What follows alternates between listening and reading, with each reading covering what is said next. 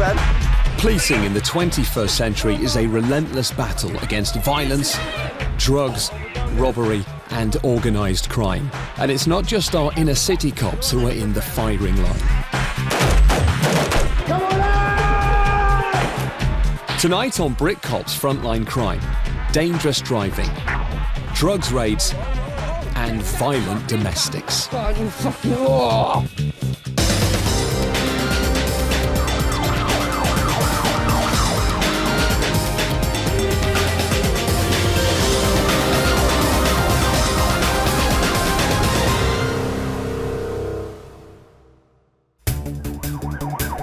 It's the middle of the night in Pembrokeshire and PC Paddy Dwayne is en route to a 999 call. We've had another call, ongoing domestic at our premises. A neighbour has rung police. It's a domestic that's spiralling out of control. It's that time of morning now where these sort of things start coming in. People have been out all night and they go home. Windows and a door have been smashed, but they don't know if anyone has been injured. With little information to go on, PC Paddy Dwayne doesn't know what to expect when he gets there. Except that this incident has already become violent. Calm down. Calm down. When he arrives, the domestic is very much in full swing. Property has been smashed and there's a danger that a person may be on the receiving end of the same violence. I'm taking photos of you. Right, so who's done that? Come and tell them to fix the door. Come here. PC Dwayne's main aim is to calm the situation down before things go any further. Yes. Right, you're going to tell me what's happened here then, please? Yes. My door's been kicked in, my head's gone, and we've come up here. I just want to know what's happened to the window. Because we've been out and I done something in town which shouldn't happen, that's all. Right, so there's a bit of an argument between the two of you, is there? Yeah. Yeah? Stay here a minute, all right? Oh! Get that fucking camera! Just when you thought the situation had been diffused, the bloke is off again. What's come? Calm down. There's nothing for the officers to do but arrest the man and take him away. God, you fucking... Oh. I was talking tidy to me. I Ken's had a kid's taken off. I mean, Ken had a bit of...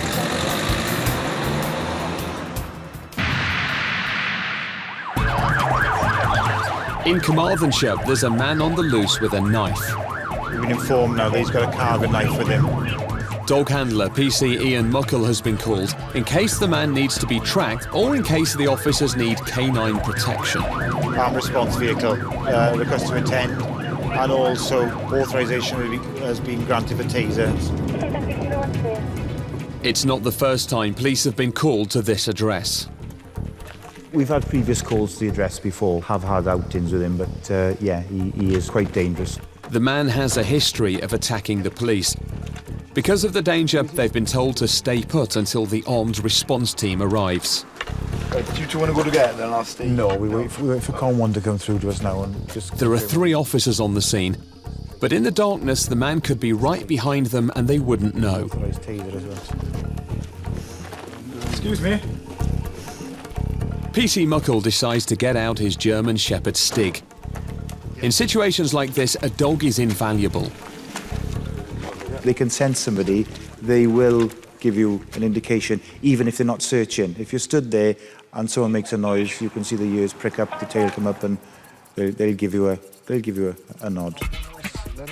With the armed teams now on the scene, a search of the nearby gardens can begin. Stay where you are, mate. Stay where you are. Stay where you are. While we were searching, one of my colleagues on the firearm side of it happened to see him. Make any move, you don't listen to us, you'll be tasered. Approach the wall and put your hands on the wall. Do it now. Where's the knife? Where have you put it? Right, you're going to be anchored from behind now, okay? Just try and give your dog a bit of encouragement to bark. He is there basically to protect myself, public and other officers. He is a deterrent, but obviously if that person had run away, then we would have had to use him in a tracking capability. Put your right arm slowly up. The man is arrested and taken away.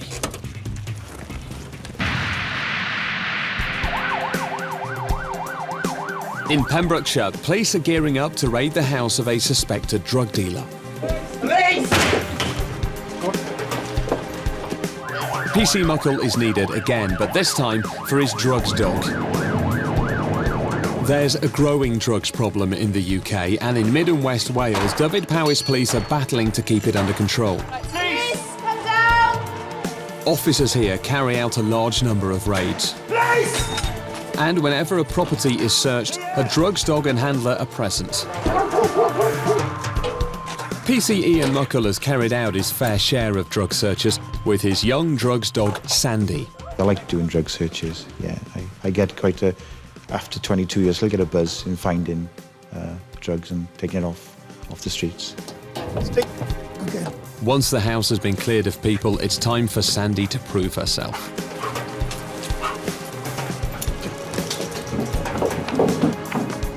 There weren't large amounts of drugs in the house, but Sandy has showed that if there's anything there, no matter how small, she'll find it. Basically, that's the container, and when you open it, you can see there's small amounts of resin inside, so as I said, that's the find.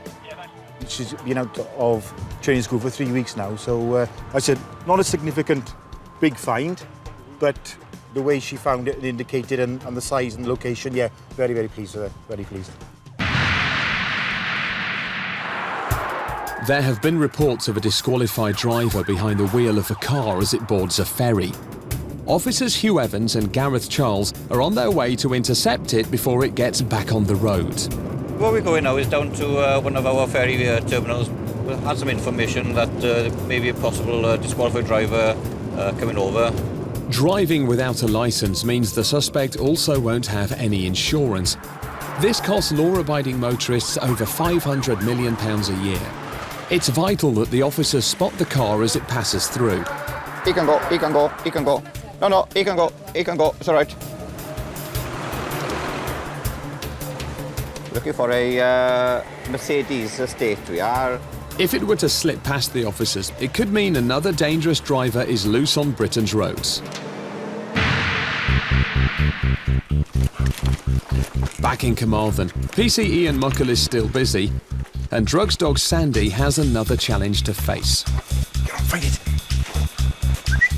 Two boys ran from police earlier in the evening. They were caught, but the officers think they may have thrown some drugs in the bushes in an alleyway. If the drugs are there, Sandy will find them. But it's not going to be easy for Sandy. The alleyway is overgrown and full of rubbish. The search reveals nothing, but drugs were found on one of the boys, and because of that, the police have the power to search his house.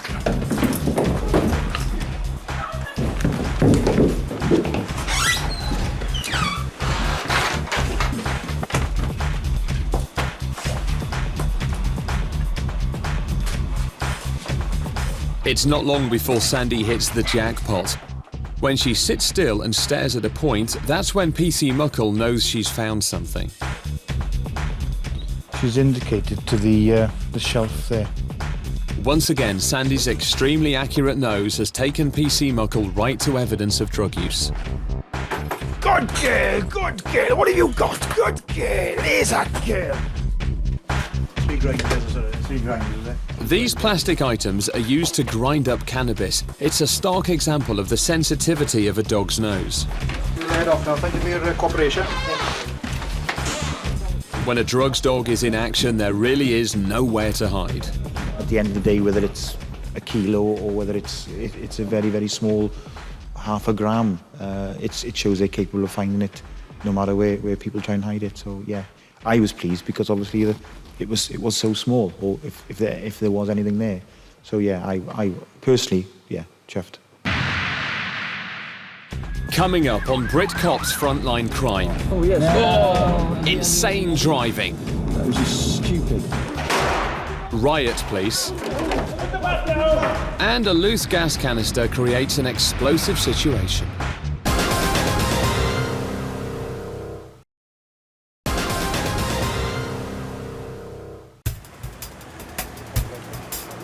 Back at the port, officers have found the car reportedly being driven by a disqualified driver. Here's the car that we're interested in, so we're going to just have a check with him now to see who he is.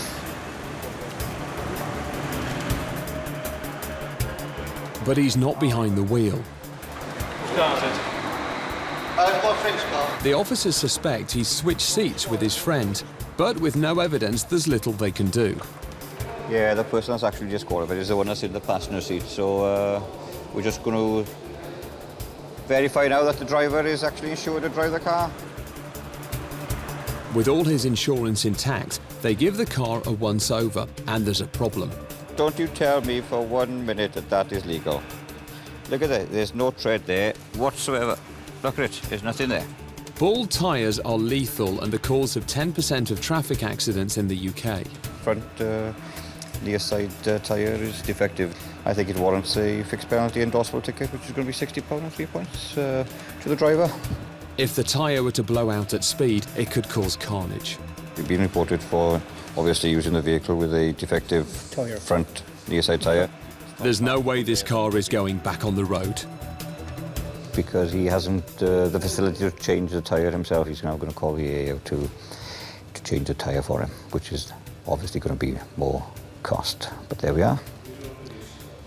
The price of having to be driven around as he's disqualified from driving. It's been a busy night for Dyfed-Powys Police, but as morning breaks, the action shows no signs of abating. A 999 call has come in. 2 cars have been involved in a head-on collision. PC Dwayne is responding. Got a call to a road traffic collision up on Penblewin, which is approximately about 9 miles from here. Just started off. First call duty now. All we've had so far is an RTC. We don't know anything more than that at this time. West Wales is connected by miles of single-lane country roads where speeds can be high. Collisions are not common, but when they do occur, they're often fatal. The 999 caller has left very little info. It's vital that PC Dwayne gets to the scene as fast as possible. There could be injuries. But on the dangerous roads, PC Dwayne has to keep his wits about him. You've got to be careful of all the vehicles in front. You just don't know which way they're going to react. So you do, just give them plenty of space to... They know you're behind them, just give them plenty of space to move over safely.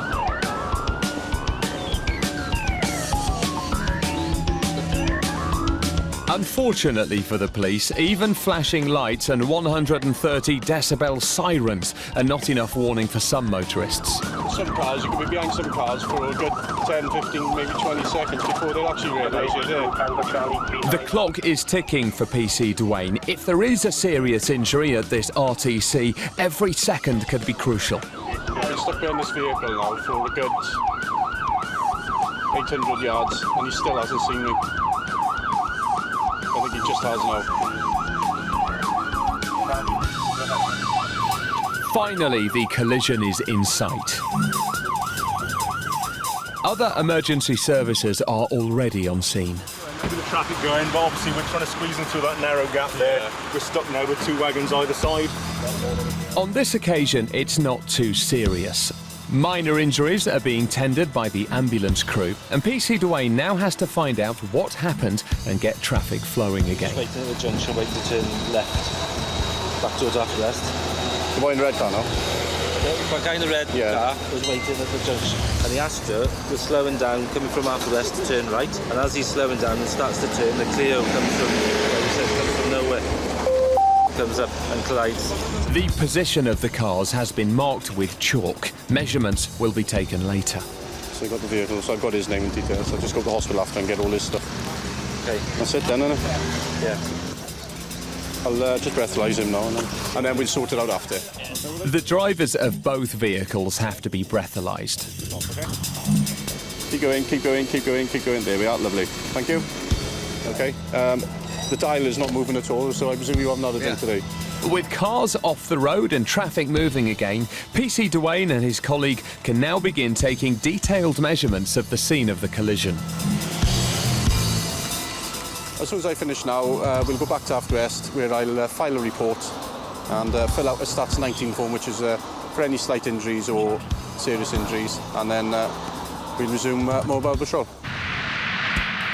In mid-Wales, PC's Owen Dillon and Mark Teakle, part of Powys Crime Targeting Team, 30 have spotted a car being driven erratically. They're following him in an unmarked car. So far, he hasn't broken too many laws. He's not over the speed limit, but he is driving very aggressively. What's he gained? And he's getting dangerous. On the winding roads of West Wales, dangerous driving causes nearly 20 fatal accidents every year. And police are clamping down. The man's driving is getting worse, and it's not long before he does something really stupid. Oh, yes. Oh! Has he? Yeah, no. That was just stupid. He did about 10 metres of that white line. He didn't just click it with his front tyre. He was way over it, so... It's just poor driving there.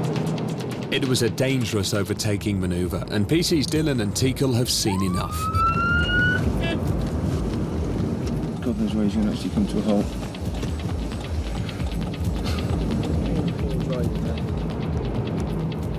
With the driver stopped, PC Dylan goes to find out why he was in such a hurry. The reason why we've stopped you is for contravening the solid white line. All right? Okay? We have been following you for a while. You were offsiding constantly, trying to look for overtakes and look for overtakes. You managed to get one. Sorry. I don't know what the rush was because you... PC Owen Dillon makes it quite clear why this man's been pulled over. His driving was dangerous, and on this occasion, he can count himself lucky to get away with just 3 points and a fixed penalty. It's not so much the speed, it's very dangerous. You don't have to say anything, may harm your defence, don't mention now something which you later will only court. Anything do say may be given evidence. On the roads of Pembrokeshire, PC Dwayne is tackling similar problems. He's parked up in his unmarked police car, observing traffic on the lookout for motorists breaking the law. He is not parked for long when a car passes going far too fast. I said, I've just had a driver now, recording him doing a speed of 62 mile an hour in the 40. He's just overtaken another one in the 40 mile an hour zone. His speed now is 60. Coming down through the 40 mile an hour zone, there was a fuel garage. The vehicle could have pulled out, not expecting anybody to be overtaken coming down the hill, and there could have been an accident there. I'm just about going to have a chat with the gentleman. On the speed limit, 40 mile an hour. And what were you doing in that 40 mile an hour? 62. And you were overtaken as well. Because you've committed a moving traffic offence, okay, you are going to receive a fixed penalty notice. I've stopped the gentleman, he's fully admitted the offence, and he's also then received a fixed penalty notice for £60, and he's going to receive 3 points on his licence. This is your operational briefing. We've decided to conduct that out here just so that you understand what's likely to be going on here later on tonight. Lorry drivers are staging a protest. Police in Pembrokeshire are on high alert. It's a volatile situation, and a public order unit has been deployed. We're going to facilitate that protest as long as their activities are lawful. The Pembrokeshire coastline is known not only for its sandy beaches and holiday resorts. The oil refineries on this part of the coast handle 30% of all petrochemical production in the UK. Rising fuel prices are causing problems for everyone, and lorry drivers are feeling it more than most. Today, they're staging a protest outside one of the oil refineries, and Dyfed Powys Police have the job of keeping everything under control. And then we'll also allow 2 people to stand in that junction. With so many protesters present, if tempers start to fray, things could get out of hand before they can be contained. CCTV images are gathered and the protesters are kept under constant surveillance. Now, it's a waiting game. With regard to how long they're likely to stay here, they're not committed to that. If a situation like this turns nasty, the officers will have to call upon every aspect of their training to deal with it effectively. In Haverfordwest, PC Dwayne is nearing the end of his shift, but for now, he is still on patrol. Driving an unmarked car, other road users are unaware of PC Dwayne's presence, and it's not long before another car catches his attention. PC Dwayne has seen a silver Citroën Saxo being driven so fast that its tyres are smoking.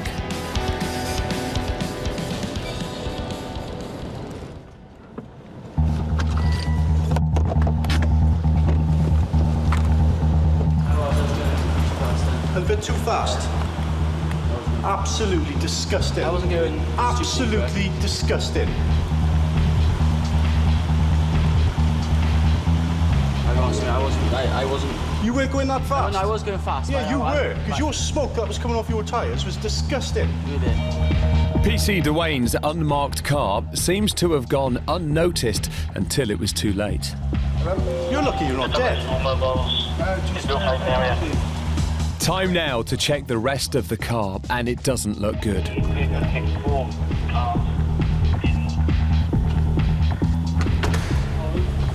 What's the problem? What do you think's the problem? Look at that tyre. What's your language? All right? Sorry, I didn't realise it was like that is disgusting. You was on the same side as well. You haven't long had them put on? I see it. No, I see it. Are you joking me? There was that almost second-hand, like, and this one was brand new.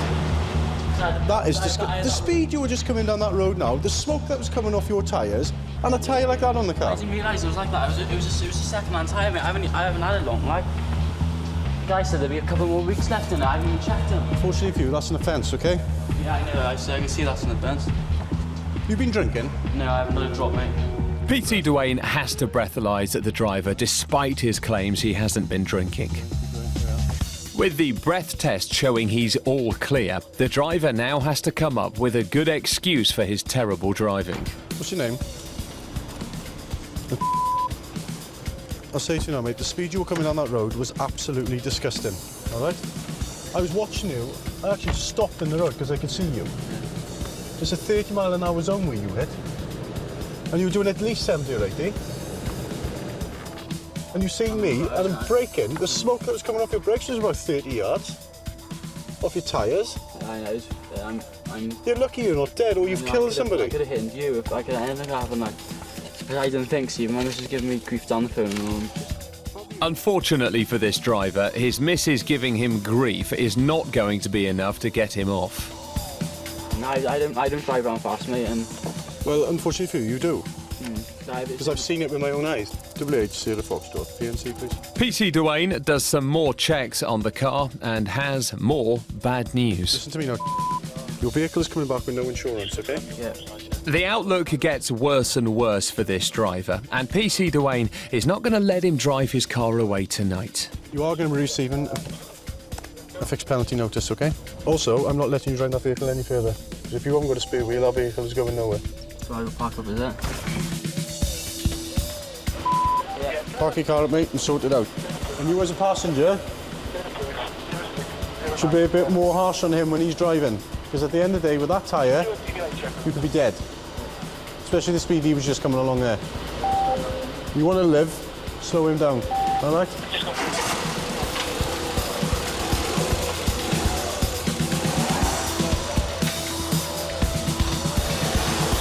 It's going to be a long walk home for this young driver. Coming up, riot teams tested to the limit. There's blood on the streets of Tenby, and high-pressure gas cylinders cause a high-pressure situation.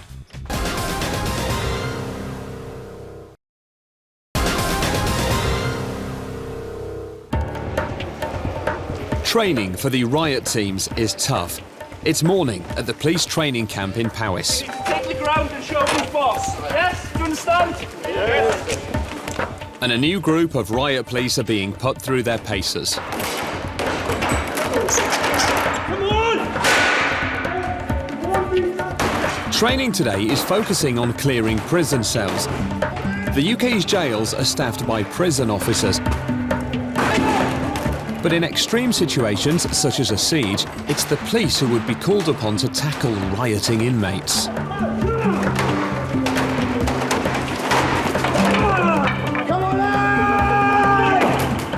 It's one of the most dangerous situations an officer could be in.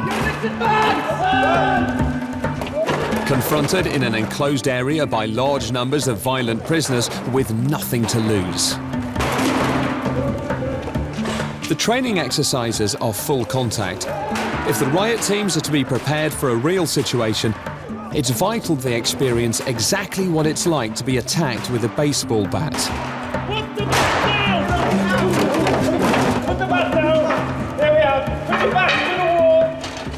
we're seeing now what it's like if someone's really sort of letting rip. Yeah, people are losing helmets, people are losing shields, you're going down on the floor. It's fairly dynamic, but they've had to go in and they've dealt with it. And that's a new crew. That's a new set of officers who've not done it before. And they've dealt with it very capable and good. What they've done is proportionate. They're working legitimately within force policy. And their actions are totally appropriate and totally necessary. Good. All the officers at the fuel protest are hoping that they're not going to have to call upon their training. The protesters are now pulling over tanker drivers in an attempt to stop them leaving laden with fuel. Away from the police, there have been some incidents, a clear indication of the rising tension.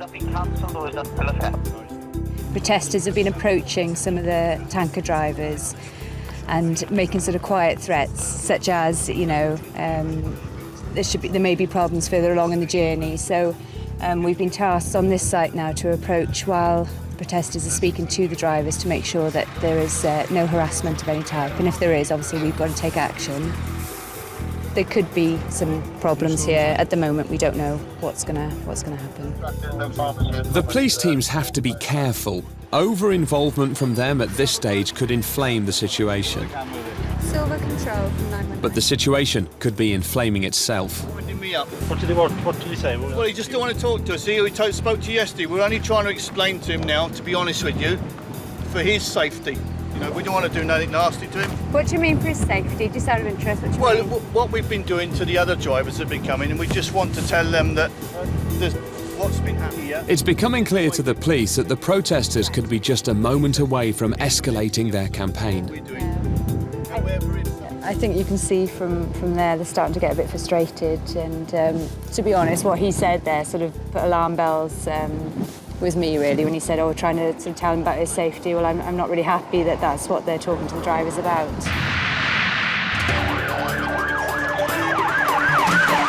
In West Wales, an emergency call has come in that there's a mass fight in the coastal resort of Tenby, and there are reports that weapons are being used.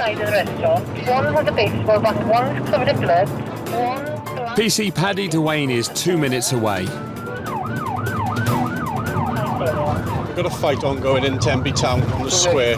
So there are approximately 30 people fighting. Local officers have attended the scene and people have run off, and they have seen people with baseball bats. They've now made their way down onto the beach. But obviously there's going to be members of the public down there. With weapons involved, the armed response team has also been called. PC Duane will meet them at the scene. I'll be authorised then to get taser on board, obviously because there's weapons being used. With the fighting still continuing, PC Duane puts his foot down.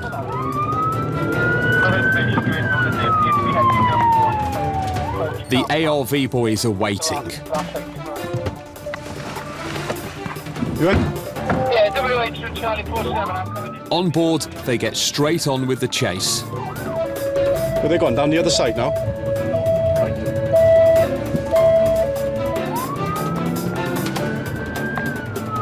There they are. Is that them? Is that them? Yeah, it is. Hit me with a bat, mate. Who are you? I'm from Carden, man. It's fucking hit me with a bat. Stand you. Who's hit you with a bat? Then all of this smashing my mates now, man. I'm like these lot, Right. man. Who's hit you with a bat? The people from up here, lot. So what does the boy look like, the one that's hit you? I don't know. I couldn't tell you exactly what I didn't really get a chance to see. So where is he now then? Up there, chase my other mates off, no? There's the officers coming up here in a minute. You stay here with them and we'll go look at the people a bit, okay? We'll go up there, catch the others, all right? Now he's seen the injuries that have been caused to one man, PC Duane is even more concerned for the safety of the man's friend, who is apparently still being chased by the angry mob.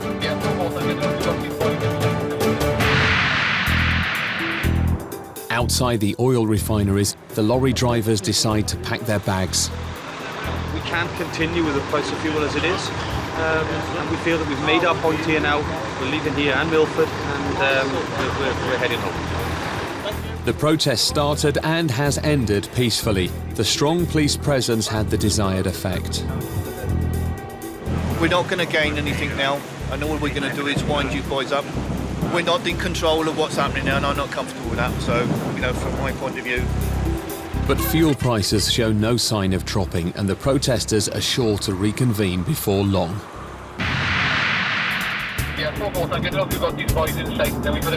Back in Tenby, and PC Dwayne is still hot on the trail of the gang, believed to be armed with baseball bats and spanners. You haven't seen any boys running up here at all, have you? How far up the road? Brilliant, thank you very much. This is the car park. Yeah, this is the car park now. There's nobody here, is there? After one false lead, another member of the public thinks they've seen them. They're down by the police station now, are they? They're going down to train station? Yeah, Tenby Station. Lovely. Green Hill Avenue. Oh, brilliant. Hey, cheers, mate.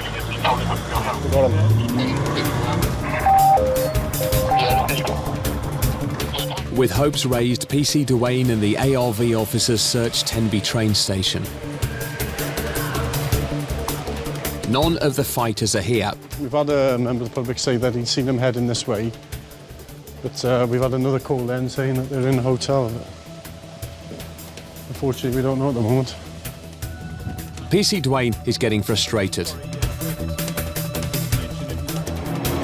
It's impossible to get an idea of what's going on from the ground, so air support, call sign X-Ray 99, is brought in to get an aerial view. We've got an X-Ray 99, which is a police helicopter that's up in the above Tenby town now, circulating the town and looking for people matching the description given. With lots of officers on the ground and now an aerial view of the situation, there's only so many places the mob can hide.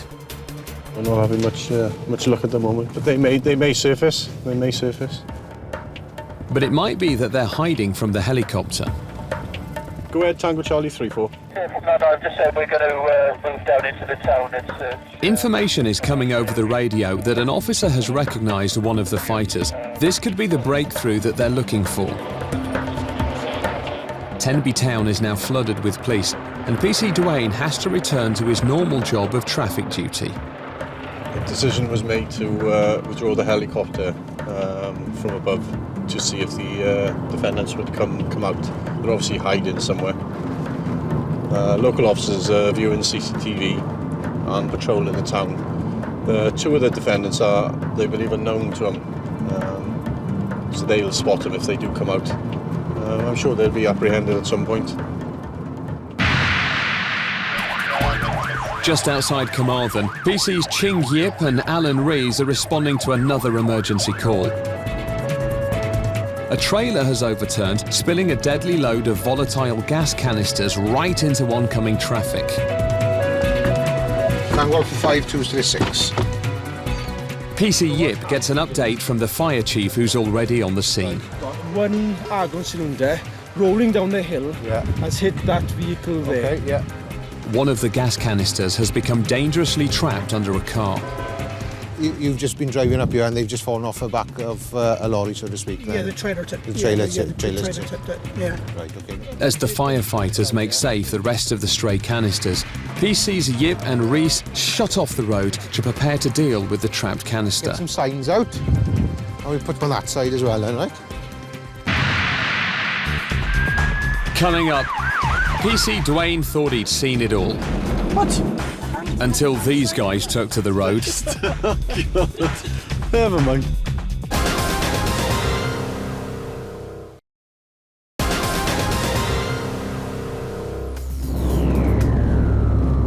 In Pembrokeshire, traffic officer PC Paddy Dwayne is being faced with an unusual problem. The person who's driving, I'm not sure whether he's allowed a 16-year-old drive it without any driving licence, so I'm just going to double check with him now and see what he's got. It's a problem only a rural officer would have to tackle. How you doing? You alright? Yeah. Why are you all driving with L plates? I got stopped before. Yeah. And I came to the police station and they said I can drive a tractor on L plates on my own line. No. Yeah. That there is classed as offensive, mate, alright? What was it? So have that removed from there, okay? Yeah. You just bear with me, I'll do a check, okay? It's a situation that even PC Dwayne, himself a former farmer and an expert on agricultural machinery, doesn't see every day. Proceed to me. No one can be expected to carry the entire rulebook around in their head, and PC Dwayne gets on the radio for confirmation. Yeah, I've got a question for you, Di. Boy driving a agricultural tractor, he's just turned 16. He's got air plates on and he's using it on the road. He hasn't passed any sort of test. Because I know when I done it, I know I'm going back many, many years ago, I had to pass a small driving test on a tractor before I could use it on the road. A agricultural or forestry tractor, 17 years, but can be 16 years for wheeled tractors if the driver has passed or is on his way or returning from a Category F driving test. It's bad news for the teenager. You were right, as usual. Good traffic, boy. I'll try my best. You are not going to and you're not going from a test. All right? You have to pass a test first before you're capable of driving this on the road. Yeah. What I need you to do is pop in the back of the vehicle for me. You don't have to say anything, but it may harm your defence if you do not mention now something which you later rely on in court. Anything you do say may be given in evidence. Do you have any reply? No. The tractor will be seized under Section 165 of the Road Traffic Act. It's going to be a cost of £105 and £12 a day. £12 a day? If it's left there, yeah. Oh, God. I can't feed the cows or anything, no? How do you feed the cows then? With the tractor. What do I have to do now then? Walk out? The tractor is more important to this young man than your everyday car, and PC Dwayne has to make a decision about what the best long-term solution is going to be.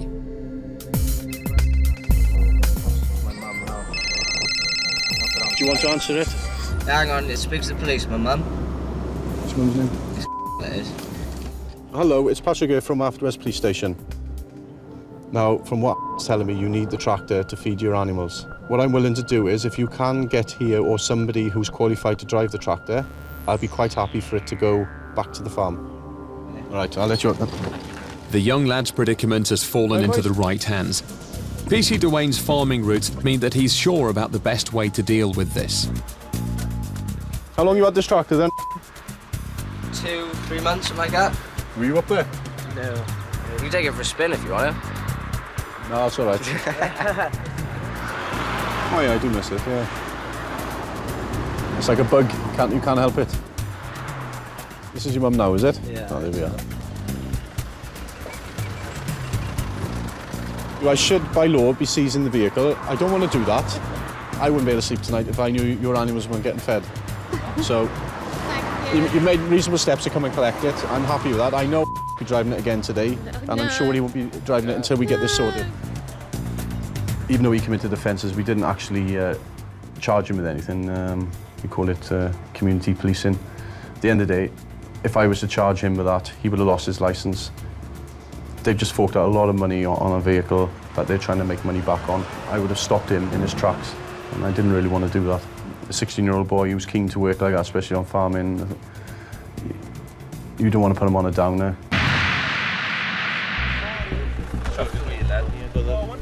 Back in Carmarthenshire, PC Ching Yip is attending a potentially explosive incident. A volatile gas canister is trapped under a car. Everyone holds their breath as the fire service begin an attempt to lift the car.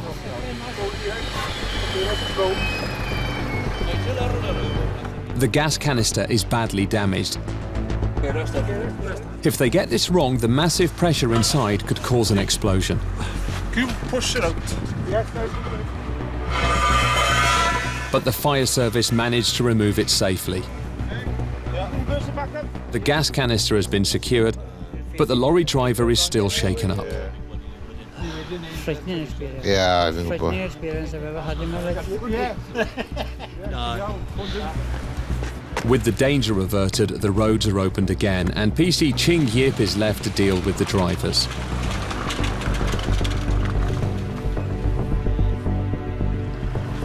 I said, very lucky chap, really.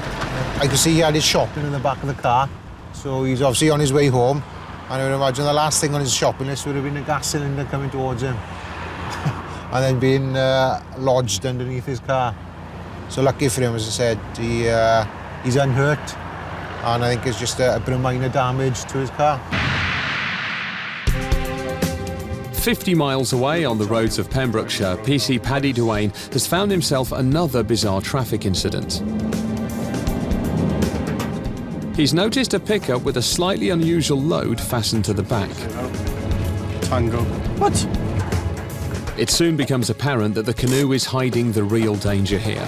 You probably guessed why we're stopping you. 2 people are sitting in the back, and that is against the law.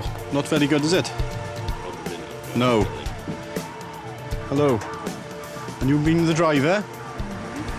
Not a good move, this. With no belt and no overhead protection, if this truck had overturned, there could have been a double fatality. This would be horrendous if you were in an accident.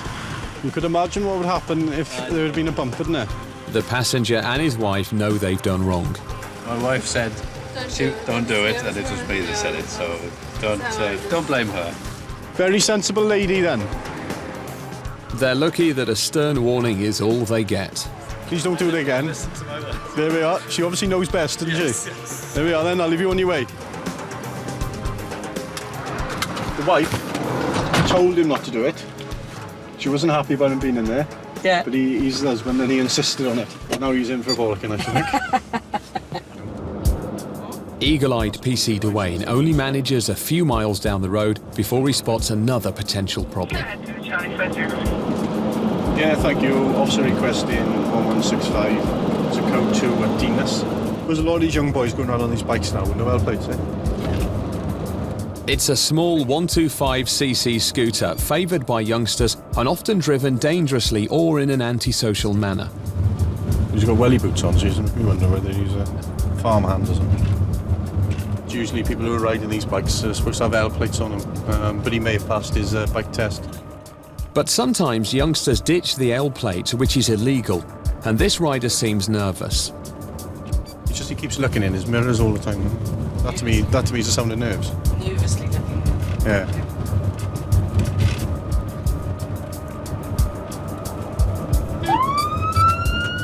PC Duane decides it's time to get to the bottom of it. Hello. Morning. Good. Have you passed the test? Yes. You have? 1955. 1955? 53 bloody years ago. And what's your name? It isn't quite what he expected. There we are, that's all I need to know. Thank you very much. Okay. Yeah, cheers, mate.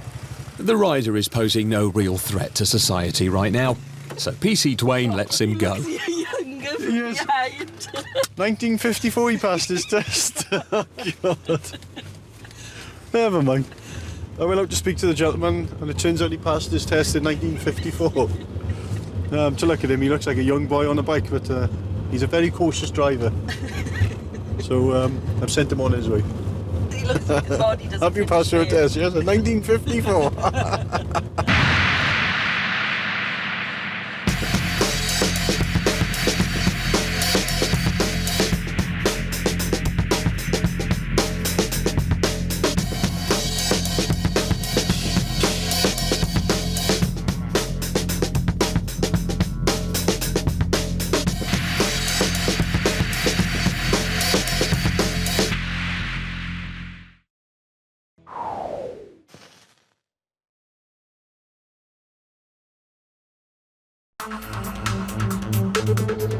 Britain has more than 10,000 miles of coastline.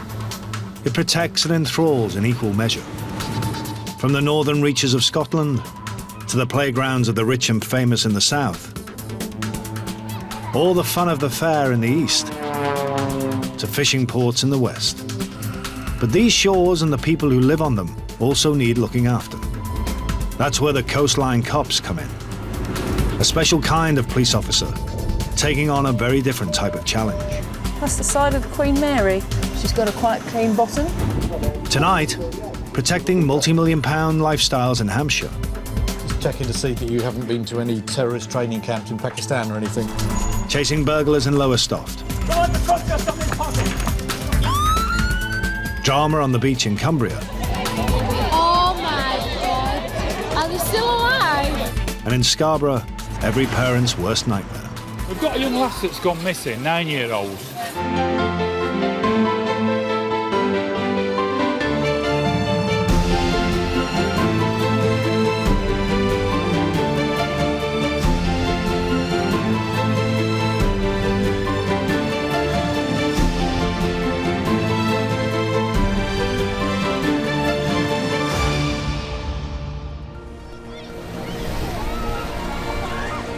2009 was no barbecue summer, but thanks to the recession, nearly 40 million Britons holidayed at home, putting the coastline cops under pressure. Nowhere more so than in Southampton. The Solent is Britain's busiest waterway. Every year, 1 million ships pass through this channel, which runs between the south coast of England and the Isle of Wight. It's policed by an elite team of coastline cops, led by Sergeant Andy Simpson. Equipped with 2 high-speed ribs and 3 patrol vessels, their job is to protect the £2.5 billion worth of leisure craft that use these waters and make sure unwanted visitors are kept at bay. There's an awful lot of places on Southampton water that we keep an eye on from the counter-terrorist angle. Not just the fixed installations like the refineries and the power station, but you've also got things like the big iconic cruise ships, even the ferries and what have you. You know, we've got to accept that in the past terrorist attacks have occurred on the transport infrastructure, so it's obviously something that we do take very seriously. This week, Sergeant Simpson has an extra challenge. It's Cows Week, the biggest sailing festival in the world, attracting 1,000 racing boats, 8,000 sailors, and 100,000 eager spectators. Tragically, every year there always seems to be one serious accident or a fatality, usually not related to the regatta whatsoever. It's just obviously a lot more people in Cowes, a lot more boat owners in Cowes that week, so the chances of it happening are greater. Simpson and his coastline cops are determined that this year, on their watch, things will be different. At least that's the general idea. Got what I think is a water skier down here that's fallen off. If he is skiing here, he's in a very silly place to ski. All right there. This is an extremely silly place to be skiing. You're right in the middle of the channel, so apart from the fact it's illegal, you're going to get run down by a red jet or something. We got told it's anywhere. No. You see the green buoy? You just have a look at the line of the green buoys and make sure you're well the other side of them. That's the main shipping channel. That's where all the boats are going to be coming belting down here at 30 odd knots. And if you've got a water skier in the water, he's going to be right old mess of. Sergeant Simpson hasn't always been a seafaring cop. Once he was a landlubber, pounding the streets of Southampton. But now, after 11 years with the Marine Unit, he would never even dream of returning to work in a big city. It is a good job, I have to admit. I can't think of another job within the police force that I'd choose to do. I've done a fair few of them, and this is by far the best one.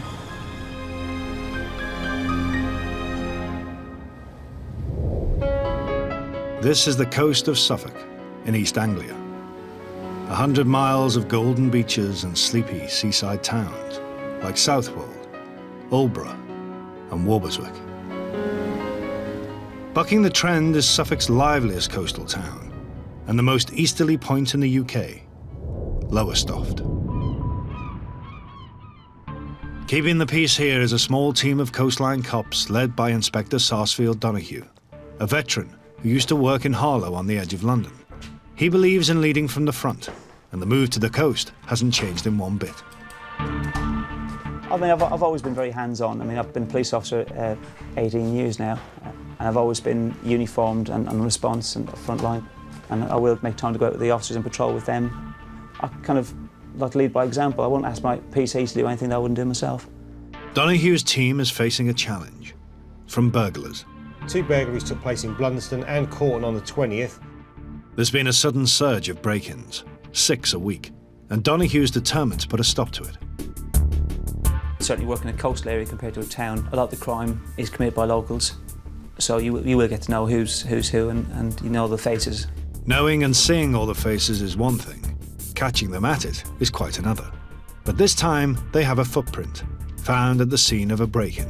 Footprint here is a Reebok 162, and that is it for today. Let's have a look. Local officers having local knowledge is a big part of this job.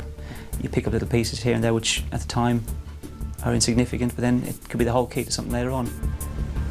In the summer, many of Lowestoft's break-ins happen in broad daylight, when the residents join the holidaymakers on the beach. Inspector Donoghue and his team have been tipped off that a group of local lads have been seen leaving a house near the seafront. There's been an attempted break on London Road, just off London Road South. Descriptions given matches a male who's with a group of youths on London Road South at the moment. A number of these youths have been suspected of being involved in burglaries and thefts recently. Yeah, Barney, confirm you're going to turn them over? Confirm we are going to turn them over now. The boys have been spotted on a street corner less than 100 yards away.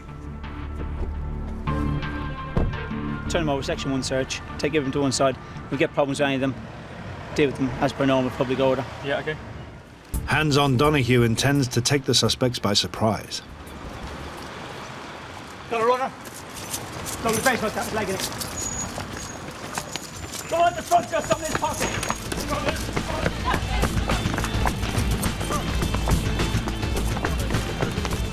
Inspector Donahue and his team are no match for young legs.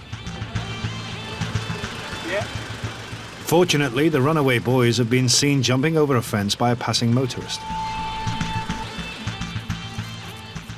Once again, it's the inspector who's leading from the front. But is he in time?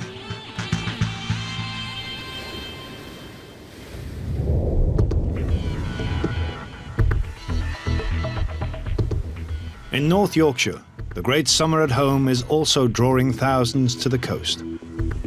More than 1 million visitors have come to sample the delights of the resort towns of Robin Hood's Bay, Whitby, and the most eminent of them all, Scarborough.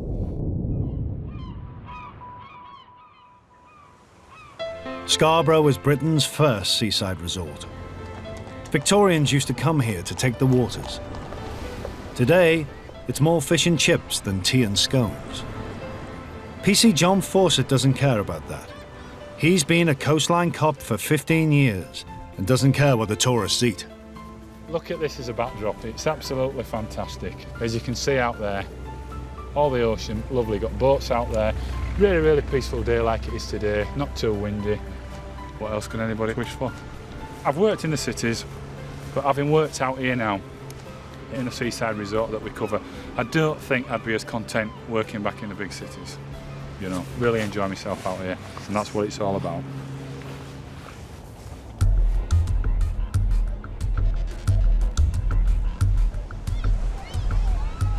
It's the main bank holiday weekend. Very, very busy time for ourselves. Roughly from about April through to September is our busiest time, holiday makers. I enjoy it. I do. I like meeting lots of people coming in from all over the area, and that's probably one of the main reasons why I joined. You know, 1 minute we can be having a chat now, looking at the scenery, and the next minute we could be getting dispatched to a job. Named Nicola. She's described as 4'3", thin build, shoulder length, straight blonde hair. Last seen evidence just over half an hour ago. We've just got a report coming in over the radio that there's a missing girl, 9 years of age, that's believed to have been missing about 20 minutes, 30 minutes or so. We're just going to have a quick scout around the area, see if we can see her. Hopefully she won't have wandered off too far. As soon as you hear that call coming in that there's a lost child, your heart starts to flutter. And you get out there as quickly as possible. I've got 3 children of my own, under 7, so I know what the parents are thinking. She's not particularly streetwise. We've got a further update coming through now. Yeah, she's not a local girl, so she doesn't know the area that well. Have they stated any places that she's likely to wander, such as arcades, toy shops, anything like that, will give us some sort of indication where she's likely to be? I've been down the seafront today, and that sort of held her interest.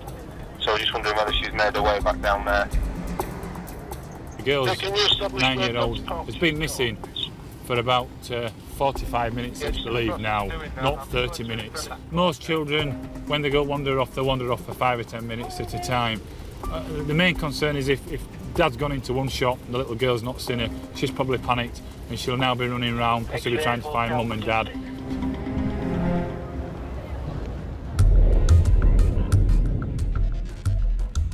For the coastline cops, there'll be more running around. As PC Fawcett tries to track down the little girl. 1466 control, go ahead. Inspector Donahue continues to hunt young burglars. And Sergeant Simpson has a sense of humour about terrorists. Checking to see that you haven't been to any terrorist training camps in Pakistan or anything.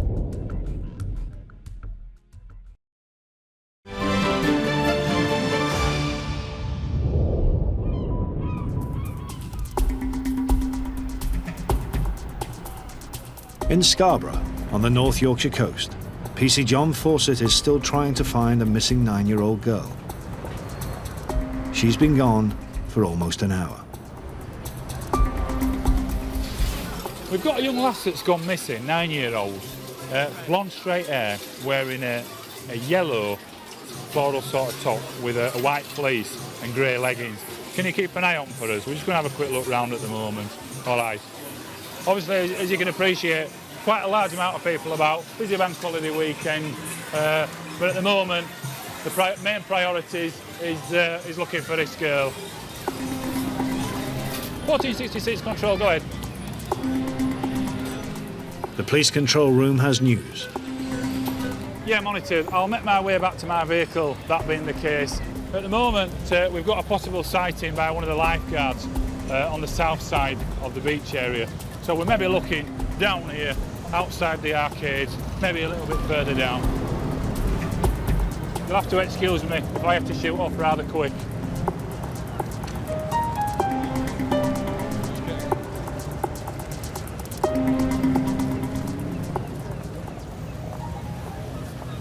Hello, mate. Hi there. There's a young girl that's gone missing, young 9-year-old. Is she here? She's right. Here, yeah. 1466 control. Great news. Got the little girl with me now.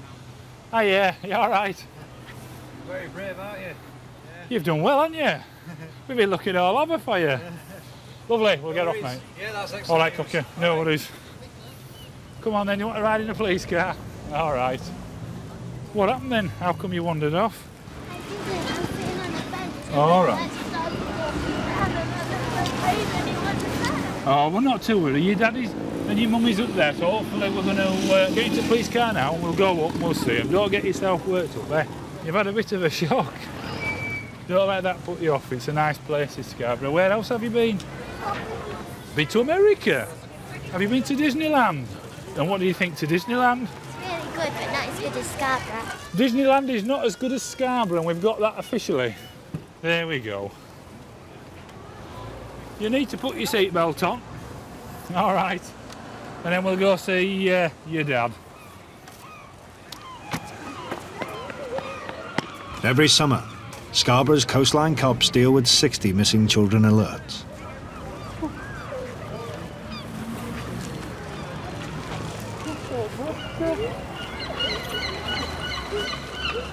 Thank you.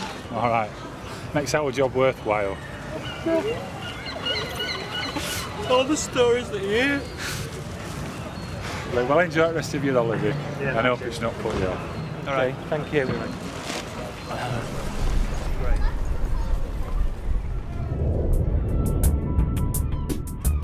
In Lowestoft, Inspector Donahue is still hot on the trail of the young lad suspected of burglary. Hide in the bushes at the back, Barney. Hiding in the bushes around the back. All right. The trouble is, they don't fit the description of the youths seen leaving the house earlier, and their trainers don't match the footprints found at previous burglaries. But they ran away from police, and that's a crime in Inspector Donahue's book. Sorry, Barney. I'm going to obstruct police. Should I just say? I'm in for that. Yeah. Okay. PC Barney's going to charge them with wasting police time, obstructing justice. We mightn't have caught them doing that particular burglary, but we'll do our best to catch them in the next one. Any small offences, you keep getting among them, keep dealing with them positively, and eventually get the message. And the idea is just either disrupt or deter them or draw them elsewhere. Getting the message across won't solve Donahue's burglary crisis, but it should send a warning to those responsible.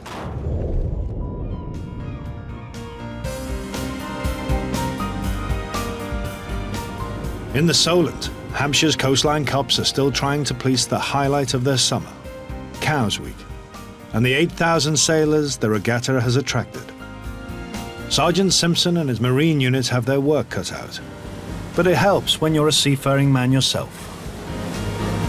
Yeah, I do a bit of sailing, which comes in very useful on this job because you really need to know what a yachtsman is about to do in front of you. You need to understand that he is restricted by the wind direction and by his draft, and being a sailor gives you a bit of a clue as to what they may do. I've got to be honest, I don't think my boat would compete very well. I do compete in our club races. I consistently come last, but I thoroughly enjoy myself. Sergeant Simpson won't be doing any sailing himself today. He's far too busy. Nearly half of Britain's pleasure craft are now moored here. Everything from luxury yachts to customised runabouts. They're all an attractive proposition for criminals. And with boats coming from all over the world, Simpson also has to fulfil his counter-terrorism duties. Hello? Hello, how do you do? Do you speak English? Thank heavens, because I don't speak Dutch. Well, I'd just like to take a few details from you, if I may. Could I see your passport? This is mine.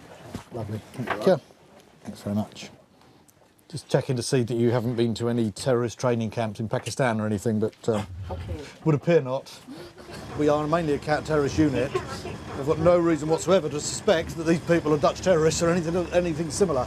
But we just need to get the message across to anybody out there who's thinking of coming into the UK, that if you do come into the waters of Hampshire or the Isle of Wight, then there's every chance that police officers are going to come on your boat and just have a friendly chat and check your documentation and what you're doing here and where you've come from, etc.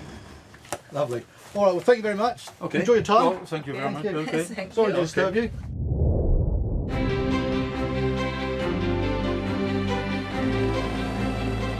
In the northwest of England, the Cumbrian coast was once dominated by a network of large coal mines and factories. When the coal industry fell into decline, the seaports had to look to tourism for a lifeline. One such is Maryport, a tiny harbour town situated on the Solway estuary. 11,000 people live here. In charge of the local police is Inspector George Nevins. He spent 23 years as a CID officer, investigating major criminals, drug gangs and armed robbers. 3 years ago, he swapped his detective's badge for a uniform to become a coastline cop. It's poles apart, you know. You're not following a drug dealer at 100 miles an hour down a motorway or sitting in Heathrow Airport, you know, in the departure lounge next to him whilst he's waiting to fly to Amsterdam to get his drugs, you know. It would never enter my mind to have gone back into uniform after 23 years on CID. But honestly, it's the best thing that's ever happened. I absolutely love it. The highlight of Maryport's summer is its Blues Festival, now in its 11th year. 40,000 music fans are expected, and trouble will inevitably accompany them. On any weekend, you know, there will be incidents of antisocial behaviour, there will be incidents of drunkenness, there will be incidents of domestic violence. That's in most towns on most weekends. But this weekend we've got upwards of 40 to 50,000 people here, so, you know, there's a lot of drink flying around, you know, the pubs are open later than they'd normally be, so it has the potential to increase violence. Ideal for me is that everybody who comes here has a brilliant weekend, nobody's injured, and all my staff are safe, and the community's all safe. The sun is out, the music is pumping. For now at least, the fans are singing the blues and sinking the booze. We normally have an on-street drinking ban in Maryport, but on occasions such as this, we allow people to drink outside in either cans or plastic cups. No glasses though, because it'd be impossible to stop people drinking at this time of year. People like to sit outside and enjoy the sunshine and enjoy performances, and I think it would cause more of a problem if we tried to stop people drinking in the area. Maryport has 15 pubs, many of them close to the old harbour. PC's Louise Tall and Dave Chewer have been told to keep an eye on the people who are drinking there. PC Tall is 5'6", and she used to work in retail sales before she became a coastline cop. Basically going from a 9-to-5 desk job Monday to Saturday to shifts, days, nights, unsociable hours. So very, very big change. Like sometimes you come home from work and think, yes, I've had the best day, and sometimes you come up from work and you think, why do I do it? PC Chewer hopes they won't be wondering why this time. I don't know what time exactly the bands are all due to finish, but we're here till 1 o'clock, so I'm assuming everything will finish before then. And hopefully everyone will just have a good night and go home peacefully and be looking forward to next year's event. So fingers crossed. Inspector Nevins isn't crossing his fingers. He's already got a sense that trouble is brewing. Some people have been drinking, for quite a few hours now. So as you can see as you're walking around, the atmosphere, the individuals have changed. The demeanour's changed. And obviously some of the local, what we'd probably call idiots, are in town. So you can expect something happening.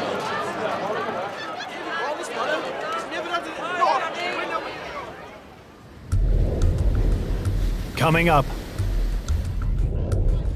Inspector Donahue is on the run again. More summer blues in Maryport. And what can Sergeant Simpson do with a drunken sailor? I don't know whether I'm actually drunk. Yeah, I've had a few pims and lemonade.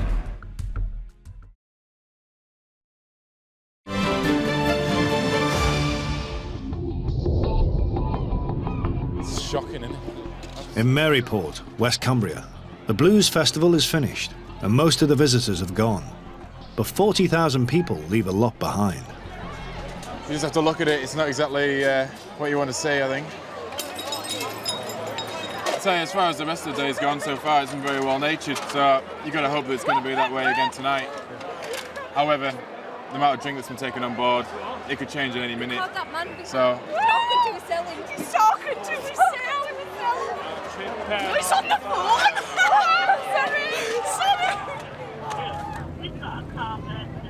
PC Chewer's got no time to join in the fun tonight. Reports are coming in of an incident at the harbour. Yeah, Sean, we're on our way down, mate. Somebody's fallen into the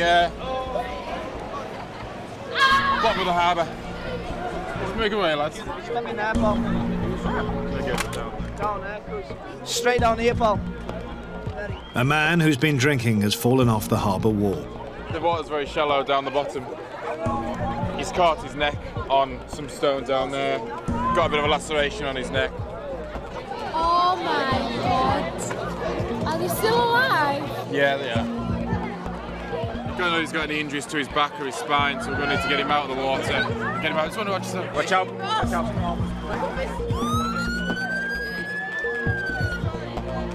If he's got bad neck injuries or he can't feel anything, we're going to have to leave him there. Maybe have to lift him out with a helicopter or something like that. PC Tall was one of the first to get to the man. How is he? I don't think we can really tell yet, to be honest. He's probably got some quite nasty internal injuries, if not a broken leg or two. But the fact that he's drunk is making it quite hard to get any sort of sensible response out of him or find out where it's hurting. We're going to need 20 yards clearance all the way around. We've got the helicopter coming in. Right, you're all the way back, please. Thank you. Everybody back down. Come on. Get down, please. Basically, we're just going to clear the area, make sure that everyone's safe, and then the helicopter's coming in. It's going to be the safest, easiest and quickest route of getting him out of where he is now and getting him towards a hospital. It's a crucial time. If the man does have a spinal injury, his life could be in danger. He needs to be taken to hospital quickly. But there is no easy way to get him out. Just the ambulances and everything are going to have to get down here and all the fire crews. Hey, keys. In Lowestoft, Inspector Donahue is still trying to work out how to put an end to the spate of burglaries in the town. John, jump in with me. But tonight he keeps getting distracted by visitors who just can't seem to savour the joys of summer without a punch-up. I've got Mike. Hey, oh, Juliet. Yeah, we report of a fight near one of the clubs, but 8 males gathered around one who's lying on the floor, blood coming from his face. Just one nudge up here. Bouncers have given descriptions of the ringleaders. Dogs, go, Johnny. Where's the other one? Where's the other one? With 2 men in handcuffs, Inspector Donahue needs to find out who caused the fracas. Luckily, someone's ready to help. a young man in a hat. I don't know, mate. Just a minute, can you stand over there a second? No, do one, fella. No, you honestly. Fuck, do one. Mate, I really wouldn't, mate. I really wouldn't, fella. Walk away now. Me to do one. Honestly, mate. Sorry. I don't know if he's involved, Glenn. Bloke with a hat, can you hold him for a second? Sometimes people are too keen to get involved with the police. Inspector Donahue radios a colleague to find out more about the helper with the hat. There's a bloke stood over here outside Hush with me, bloke with a hat. Is he involved? I've got nothing to do with it, buddy. Nothing to do with it, honestly. Well, there's no need to come over and start covering up. You just called me about a hat. No, when you came over the first time. Did you? Oh, no, because I know him. Yeah, but there's no need to get involved, is there? No, I know, I'm sorry. Right, OK then. It's all right. Cheers, mate. All right, go and have a good night then. That's it. For now, Inspector Donahue is content to leave things be. In Maryport, the coastline cops aren't worried about brawling lads. They're still struggling to get their injured man out of the harbour. Where's he going? Steps, so we were getting up here. Steps. Right, we just found out the helicopter's not coming now. It's going to be an hour, so obviously we can't wait that long. So this gentleman's now going to be walked right across there. There's a set of steps at the other end of the harbour. They're going to try and walk him up the steps. That's going to be the only alternative we've got. It's not obviously the chosen one that we'd have wanted to have gone down, but obviously we can't wait an hour for a helicopter when this gentleman's obviously got quite bad injuries. What are we going to do? We're going to lift him straight over there, are we?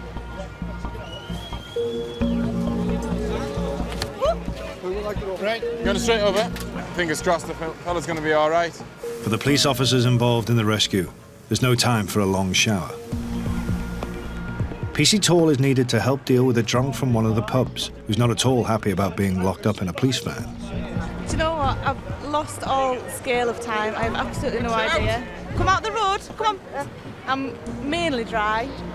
I think I've still got some mud in places, like in my ears. Well, apparently his party trick is to hang off bridges, and today it went wrong because he fell off. I hope he's all right. He looked to have some nasty injuries, and it took us a while to... His location was just so awkward to get to. But we got there, we got him out, and he's off to hospital now. So he's in the right hands.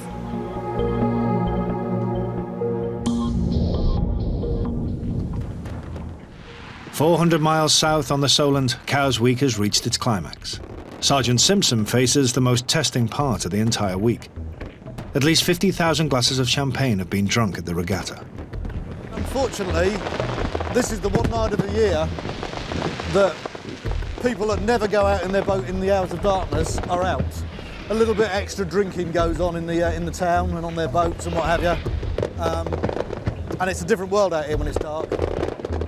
Boats without lights are potentially lethal, even when the sailors in them know what they're doing. If you're going to go out at night on a dinghy like that, you need everything. You need full set of whites, you need the reds and greens. But even if you've got a hand torch, it's better than what you have got, isn't it? There will be no end to the warnings given by Sergeant Simpson tonight. Yeah, we've got one here, some idiot who thinks he's immune from everything. The ocean sea nearly ran you down because they didn't see you. Another disaster averted. We will just have a chat with this dinghy and teach them the error of their ways. I'll just take your details and we'll leave it as a warning, all right? Just a classic example of very experienced yachtsman, knows exactly what lights he should have. And for some reason, I just think that they don't need lights when they're coming out, but they're immune or that everyone's got night vision or something. Then, in the dark, another dinghy, without lights and sailing over the speed limit. I mean, I don't know how many criminal offences you've committed tonight. You've got no lights, that is an offence. You are drunk in charge of your vessel, that is also an offence. Yeah. All right? Well, I don't know whether I'm actually drunk. Yeah, I've had a few pims and lemonade, but I've not been. I've never met you sober, but in my opinion, you've had too much to drink. All right, you're slurred. Yeah, okay. So no more, senor. And I've got no intention of letting you carry on in this state. All right. So I'm going to tow you back to your berth at East Cowes Marine. It's not the coastline cops who rule the waves here. It's the harbour master who will decide this man's fate come daylight. It's a very difficult offence to prove. There's no power of arrest that goes with it. There's no power to demand a breath test, no power to demand a sample of blood.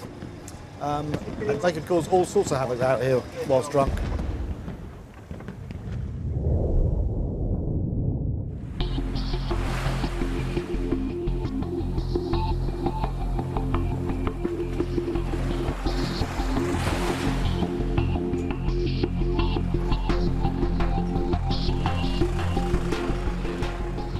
In West Cumbria, Inspector George Nevins doesn't let his drunks go home. He locks them up. It's just turned 12 o'clock by my watch on Saturday night. Starting to warm up. I mean, at the present there's 9 in the cells out of a possible 16 that we've got. And there are 2 more. Young men who have been fighting outside a nightclub. They've clearly had more than Pims and lemonade. And one claims he's been roughed up by the coastline cops who arrested him. How are you doing? I'm not doing. See these one here? They've bullied me. What's your number? 209. Calm yourself down, fella. What's your number? Calm yourself down. Cut the swearing and calm yourself down. Manhandling me. Just keep your head down. Calm yourself up. Not going to settle, lad. Talk to me. All right. Calm yourself down and we'll have to go straight to the cell. The lad had surely been drinking.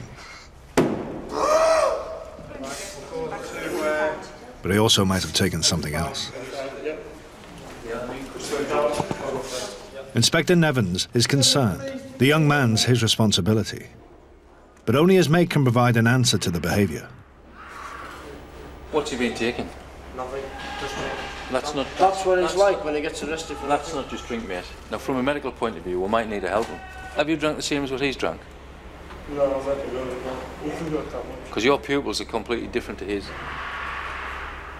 That's not normal behaviour. No. From your point of view, we're not trying to trip you up or out like that, mate. All I'm trying to do is find out what he's taking. You don't help him.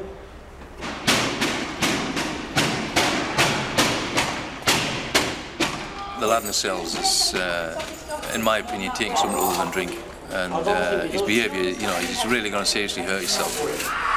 Get back! Get back! So in this situation, we've got to try and protect him. And the only way we want to protect him is to put leg restraints on him and handcuffs, and try and keep him in a position so he just can't damage himself any further. Onto your neck! Listen, go down now. Can you please have a drink? Just calm down. Yeah, can I have a drink? On count of 3, I'm going to lift you up. Okay? 1, 2, 3. Right, sit with your back on there. So you put your legs on there. Just calm yourself down. Okay? And then we'll get it sorted out. Seems to be a bit better now. Keep yourself down. He's having a drink of water now, so he's calming himself down. Till he actually starts coming down off the drugs, there's not much we can do other than try and protect him. He's going to wake up in the morning with some very sore bones and muscles.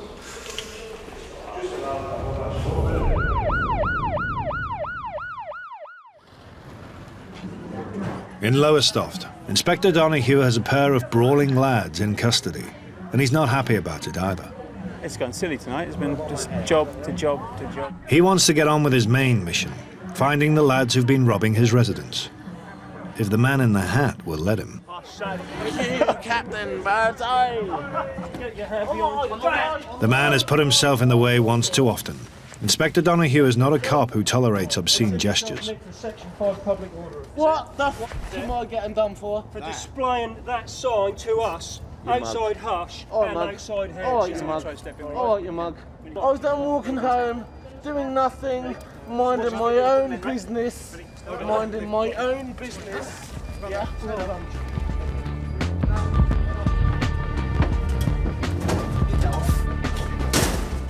The man is now facing a second charge, assaulting a police officer with his foot.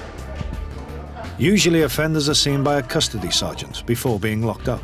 But when someone is resisting arrest like this, they go directly to the cells. Face down. Spin around so his legs are towards the door. You are using too much force. We're clear? Close. Done. We'll take a tough line on basically disorder and behaviour. mean, nobody said he can't go out and have a few drinks and have a good time, but when he steps over the line and starts basically being disorderly or especially threatening towards police officers, then we'll take a zero tolerance approach on that. It will be zero tolerance too at Maryport, as Inspector Nevins' night shift turns even darker. But they've gone for every room. And Inspector Donoghue gets a crack at his burglars at last.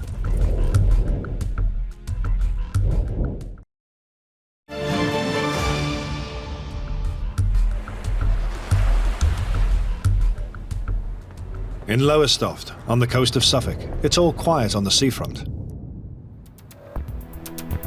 But in the back streets, coastline cop Inspector Donoghue and his sidekick PC Mark Barney have at last begun their crackdown on local burglars, the ones who leave shoe prints behind.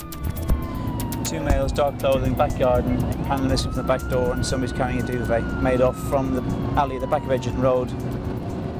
Wheelie bin's been used to get over the gate. There's no footprint on it. Has anybody spoken to informant yet? The owners of the house are on holiday. A neighbour saw 2 young lads force their way into the house and called the police. But they've gone for every room. Out back, PC Barney and the rest of the team are trying to work out which way the burglars went. It doesn't take long. They left in a hurry, dropping some of the stuff they stole. Jewellery and a laptop. Again, mate, we've got some property in the back. Way out, that straight out onto the road. Yeah. Donoghue's coastline cops all live locally and recognise the house behind which the stolen goods are lying. Bet you. Yeah. A convicted young burglar lives just a few doors away. That goes straight out onto the road, there's no gates or anything. We do have somebody nearby who is known to us. It's probably just a little bit coincidental that this house is just down the road from theirs, and the property that was found abandoned was found over their back fence. But unfortunately, coincidence is enough to go and nick him. A coincidence is enough for Inspector Donoghue to justify paying his suspect a house call. The suspect's house is in darkness, and no one's coming to the door. But a few streets away, a chase is on. 2 young lads have been spotted, and they're on the run.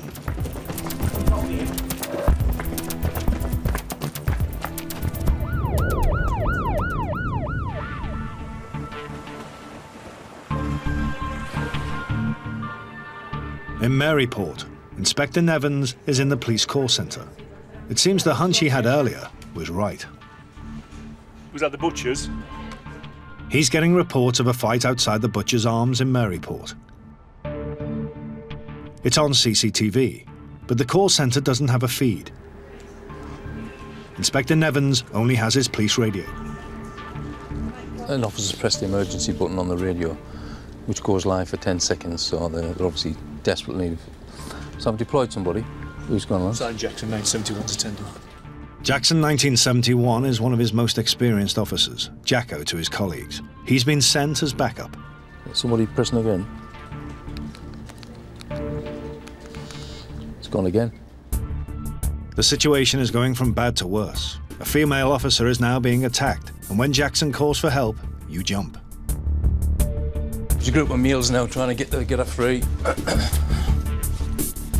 So you know it's bad when Jacko's asking for help.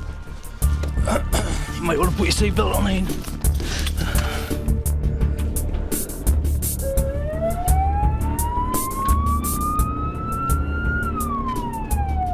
Nevins needs to get to the scene fast. Female officers under attack is his worst nightmare. My wife is a policewoman, and she is very good at talking to people and diffusing situations. But yes, I do worry about her on night shift, because some of these individuals, it takes half a dozen people to control them, you know, not just one person. 3015 at scene. More coastline cops have also rushed to the fight, and the man who is attacking the policewoman is now in handcuffs, if not yet fully subdued. As usual, local knowledge comes in handy. Inspector Nevins knows the man well.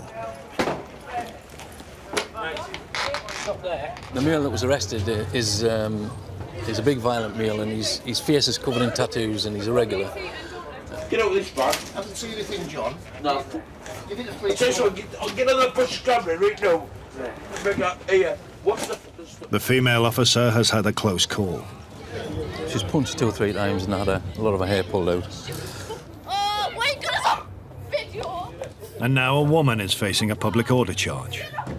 It's all quiet at the scene at the minute. There's no other patrols needed, just in case there's some still travelling.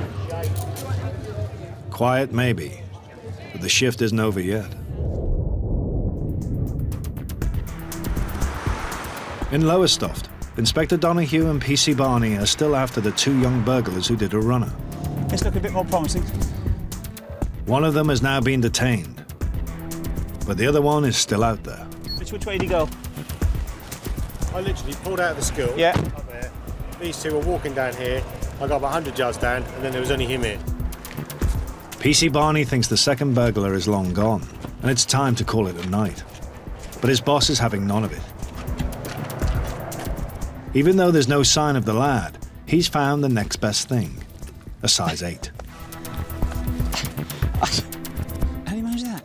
Shoes and footprints have been at the core of this operation. This is a breakthrough. 2 burglaries took place in Blunderston and Corton on the 20th, and the footwear impression which was recovered was a Reebok 162. Right, stuck on the top of that fence, so he's obviously desperately away for something. There you go. Hands on your head, hands on your head. Hands on your head. Put your hands on your head. Come behind, come behind. Right. I don't even know what the hell I'm being nicked for. Right, what are you doing coming out of that garden then? Because my mate's gone somewhere. No, he ain't. The second lad, their prime suspect, isn't carrying anything which ties him to any break-ins. But he is wearing only one shoe. It's your shoes. Where's your shoes? Where's your heel? My shoes over that garden over there. So you've climbed through a couple of gardens, have you? No, I jumped this next one, this one, from that alleyway there. PC Barney is in his element. If he can match the footprints found at the house which was broken into earlier to the prime suspect's shoes, then they have their man. And that means being clever with his mobile phone. That other footwear impression, how long is it close? Yeah, one of those footprints is the guy he was with. Right, you, sit your ass down there, go on, and don't move. No, on the ground. Cross your legs under you. Right, stay there. There's 3 sets of footprint in that garden. Yeah. One of them, I'm happy, matches him. Right, Nick him says burglary, him says burglary. Long time coming, man, right? You're under arrest on suspicion of burglary. Okay, you don't say anything that may have me on offence. You don't mention my question assumption later on in court. VL want to tell? Yeah, read the burglary, Edgerton Road, 2 arrested. We'll lift you up on your feet. Ready, 1, 2, 3. Up to your feet. Okay, mate. Got his other shoe? It's the result Inspector Donahue wanted, and it's an arrest that PC Barney thought would never happen. I owe you an apology for being a naysayer. Apology accepted, PC Barney. See, 18 years of experience over a mere pup like you. Yeah, what do I know? Hey, what do you know, mate? Stick with me, son, I'll teach you it all.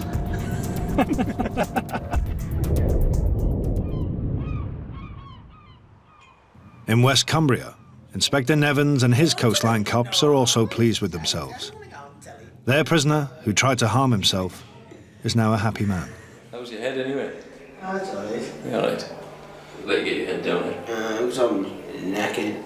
For Nevins, it's proof positive that he was right to swap the big city lights for the Cumbrian coastline. It's very, very satisfying when you can do something to help the community. You know, you can't measure that really. You can't, you know, get as much pleasure out of that as I would locking somebody up for murder or importing drugs. And the sentences are different, but it's not all about that. You know, I've done that, been there, worn the T-shirt. Somebody else does it now.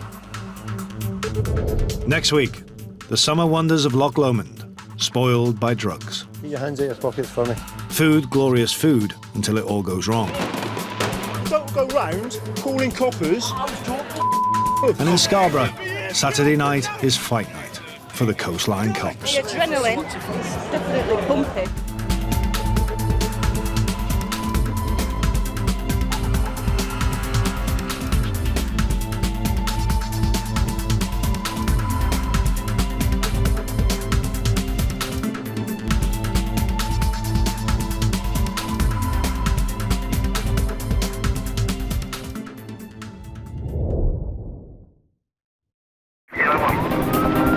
In North London, a man wanted for blackmail is trying to get away from police using a transit van as a battering ram.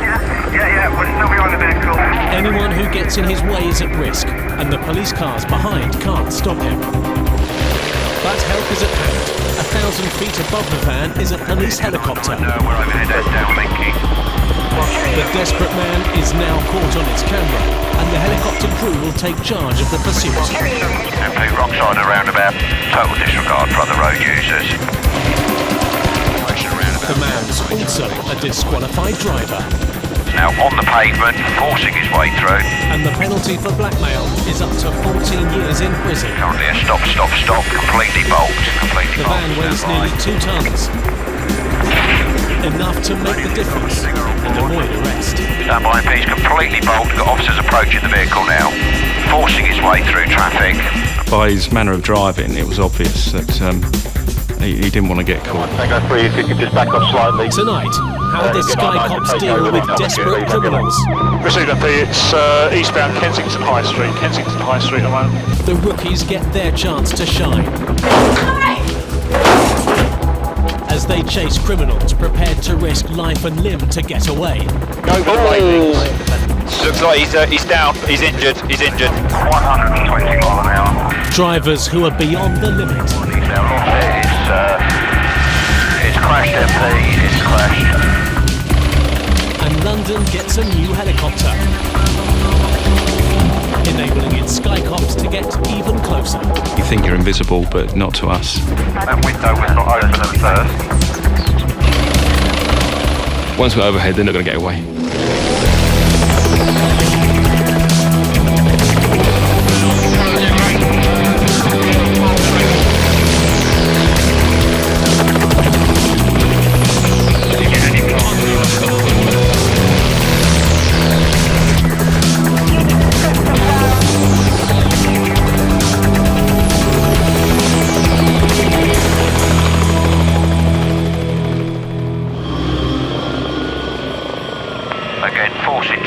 Into the curbside, overtaking whilst in Enfield, North London, police officers are still pursuing the driver using a transit van as a getaway vehicle. Top speed, 70 miles an hour. Almost a collision with an oncoming vehicle. Above him, London's Sky Cops continue to follow and watch. Their top speed, 140 miles an hour. Approaching major junction, heavy traffic, wrong side of the road. He wasn't going to stop. He was intent on getting away. There was something amiss. He'd obviously done something he didn't want to get caught for. The van driver doesn't know a helicopter is above him, and the Sky Cops don't know what the desperate man is wanted for. But they are beginning to realise that they are now involved in a chase which cannot be ended in the usual way. We can have 2 units only, please, engaged in this. When we call off the ground units, we still want them to shadow the chase, but we don't want them actually in a pursuit mode. All other units pull back, from 9-9. If we've got police cars chasing, that's going to cause the driver to drive faster and more dangerously, more recklessly, putting the public in more danger. The driver has more than one trick up his sleeve. It's across the grass, stand by for options, 4 possible options. As the Sky Cops continue to record the trail of destruction. It's a collision, no vehicle. Another crash. Immediately behind. A car bumper is ripped clean off. There are no IRBs in this follow. And the bandit is slowed by oncoming traffic. Forcing his way through another collision, taking the door mirror off a silver vehicle. The chase has now been going on for half an hour, and there's no sign of the fugitive tiring or looking to stop. Coming up to a major junction, the red ATS forcing its way through on the offside of the road. It's now the wrong way down the carriageway towards the A10 junction. It was just driving like a complete lunatic, no regard to any other road users, either on and off the road. He was on pavements, and he just quite plainly was not going to stop until he either ran out of fuel or crashed or whatever. Very, very heavy traffic. Red ATS, still wrong side of the road. Stand by. It's now a left, A10. The Sky Cops' tactic of getting chasing police cars to back off and wait till their runaways give up or run out of fuel isn't working today. The helicopter is starting to run low. MP from 99, we're getting low on fuel, approximately 10 minutes fuel left. We're now approaching the We're talking to the pilot all the time. He's giving us updates on the amount of fuel we've got left. Approaching around about MP, wrong side of the road. There's always the occasion that the good jobs come out towards the end of your fuel load and you have to break off, otherwise we fall out the sky. Red ATS ahead, stand by. Wrong side of the road, MP. Coming up The situation is critical, but there's no sign the pace is slowing.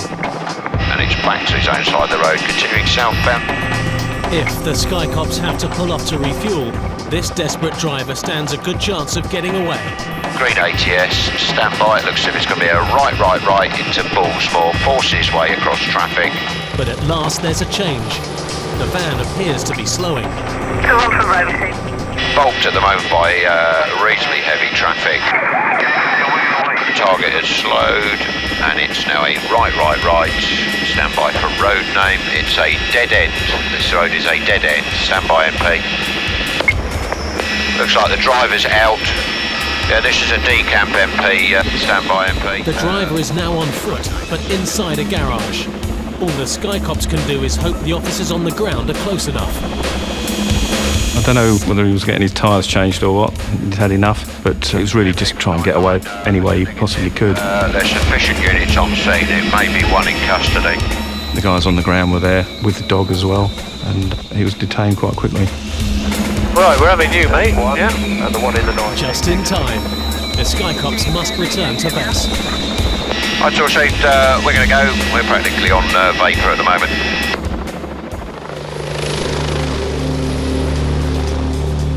London's police helicopter carries the call sign India 99. Home is 5 minutes flying time from the centre of London, Lippets Hill in Essex. Now set for landing. Right on the edge of Epping Forest, it's a historic site from a bygone era.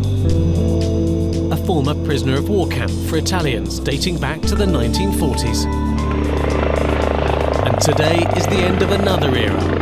This police helicopter has just flown its final mission. Good stuff, boys. Yeah, nice one. After 10 years of service with the Metropolitan Police, the fleet of 3 helicopters is to be sold off. For the pilots, it's not a moment too soon. Our right-hand generator won't come online. There's a heap of junk in this aircraft. Because of their age and they'd had various modifications and they hadn't all had the same modifications, they did have their own quirks. And one of them in particular was a rattling machine. The engineers are very capable of fixing the machines, but they can only do so much. Well, it works. Can't do it. They're shut down. They were coming to the end of their life. We'd had them 10 years. They've all got over 10,000 flying hours on them, and they were starting to feel it. Was it Victor Meldrew? I don't believe it. You might be expected to have a bit of nostalgia about a machine that you've flown for a few years and a few thousand hours, but I must admit, I'm not sad to see them go.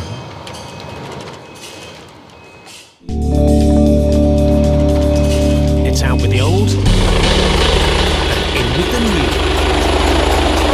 A £5 million purpose-built crime-fighting machine. They're bigger, faster, can fly for much longer, and feature the very latest in anti-crime technology, both inside and out. Oh, it's a lovely machine. It's like having your Mondeo taken away and being given a Ferrari as a company car. They are unique machines, capable of carrying teams of firearm officers or special forces for rapid deployment anywhere in London. Sergeant Richard Brandon has spent the last 2 years planning and overseeing the construction of the new helicopters. For the first time, a police officer has been allowed to use his crime-fighting skills to decide on what equipment the helicopter has on board. Technologically, this is a massive development from the Squirrel aircraft. At a very base level, it's a huge space, so it's a very versatile airframe. One of the biggest innovations is this quad screen. And the screen's a touch screen technology, so it allows me to bring any one of those 4 images up for a full screen view. And when I'm finished looking at that, go back to my quad screen display, and it allows me quite clearly to see the detail that I need to see, but as well as that, to get a situational overview. This is certainly one of the most advanced, if not the most advanced police helicopter flying today.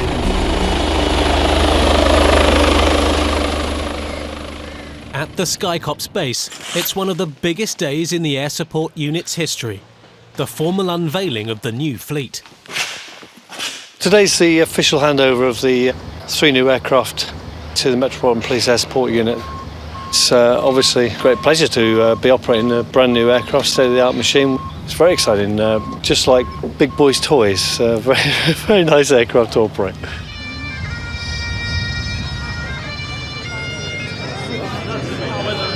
All the top brass are here, including the boss. They are seeing for the first time what £15 million can buy. You've got capacity in the back there to carry 6 people safely. Let's have a look. It makes a massive difference. Gosh, that makes a huge difference. For me, today is a very proud day. I'm, genuinely pleased to see the aircraft come into service. Genuinely happy that everybody that's flown in them likes them. We've got to deliver now. We've said we could do it. Now we've got to prove we can.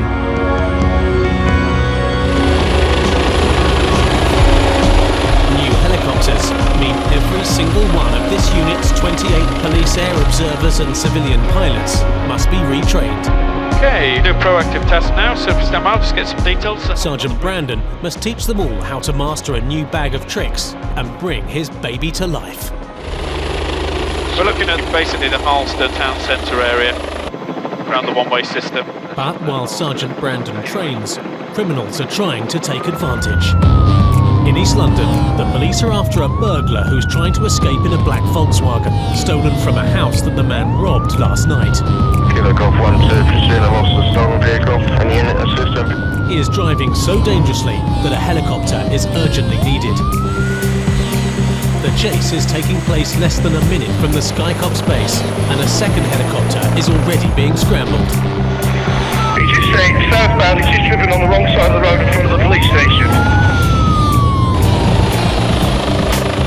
There he is. Past the junction now, good. The shoot that's going on at the moment, just to let you know, he's hit 2 vehicles here, one of them's completely undrivable. No time now to learn any new tricks.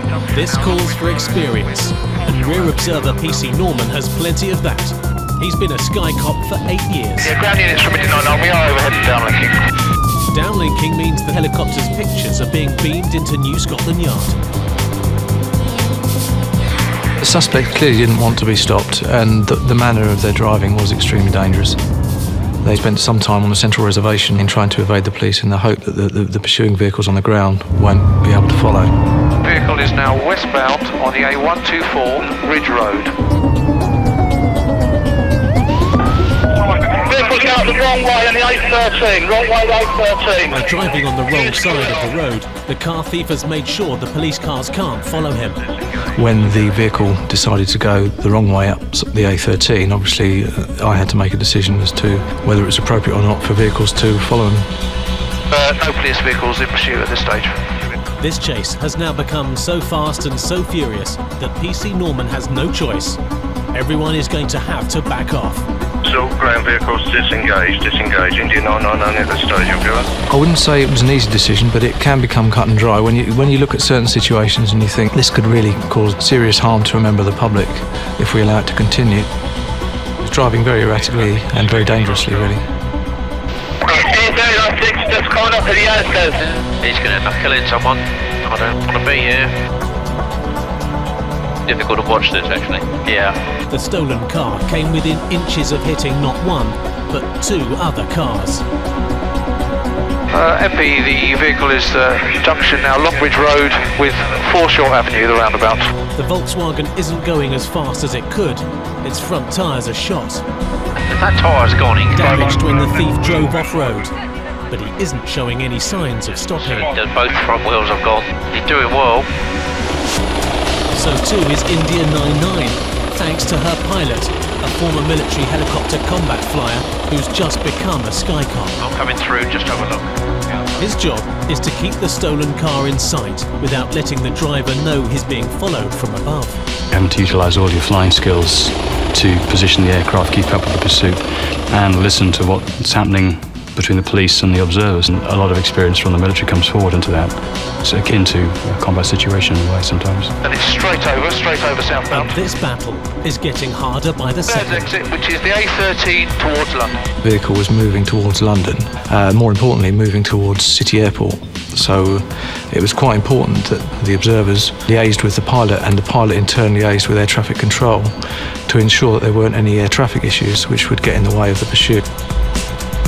The wrong side of the road, no traffic immediately towards as we speak. Around 300 flights land and take off from City Airport every day. If India 99 gets in the way, there'll not only be danger, but also massive disruption.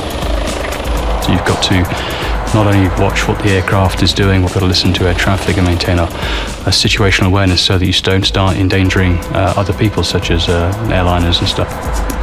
Now northbound, which is across the Connaught Bridge towards City Airport. As the desperate driver continues to take chances, the Sky Cops are at last managing to get police cars into position to try and stop him.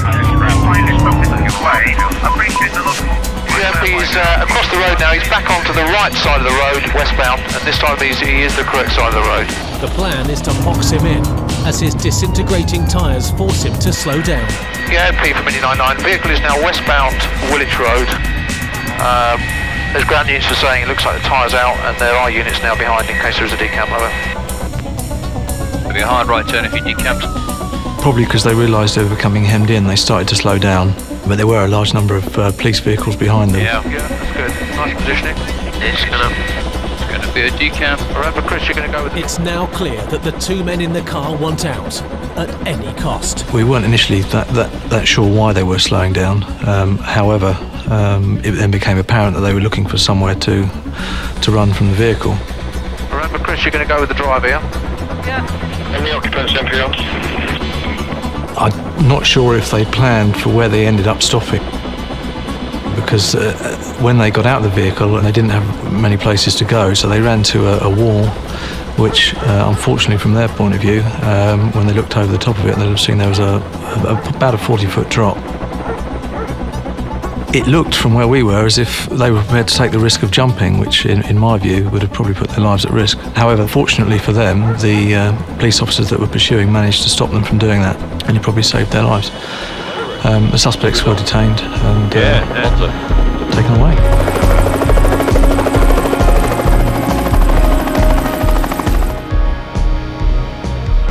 Every day, London Sky Cops get 100 requests for help.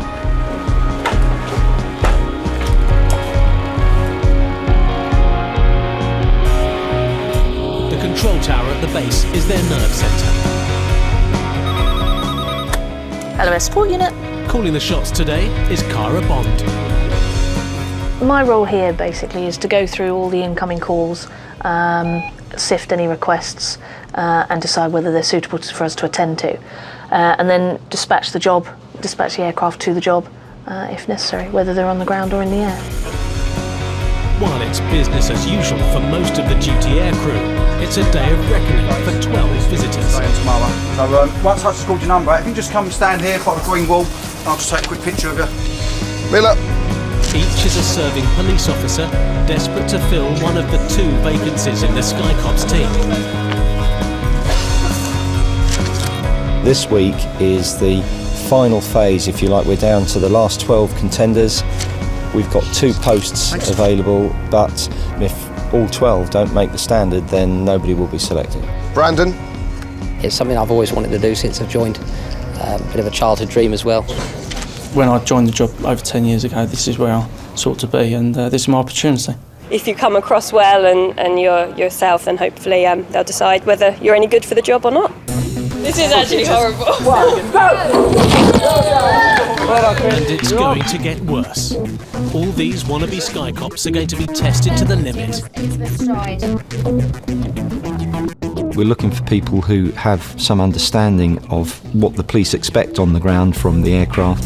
but also we're expecting them to be able to work in that unique environment, be able to work as a member of a small team, be able to listen to several conversations at a time, be able to manage technology. So that's part of the individual that we're looking for.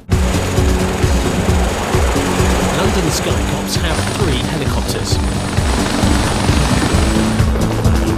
Each aircraft has a crew of 3, a pilot and 2 police observers. We're complete now. We're going to leave the area to the northwest.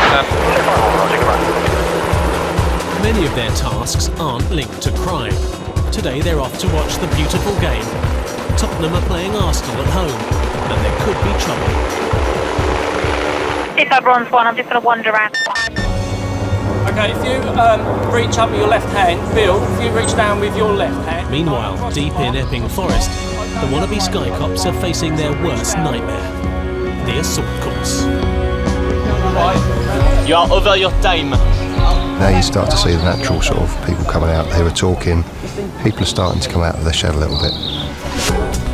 Every one of the 12 contenders must literally reach for the sky. Remember, don't touch the rope. This is not fun. And undergo a leap of faith. 3, 2, 1, go!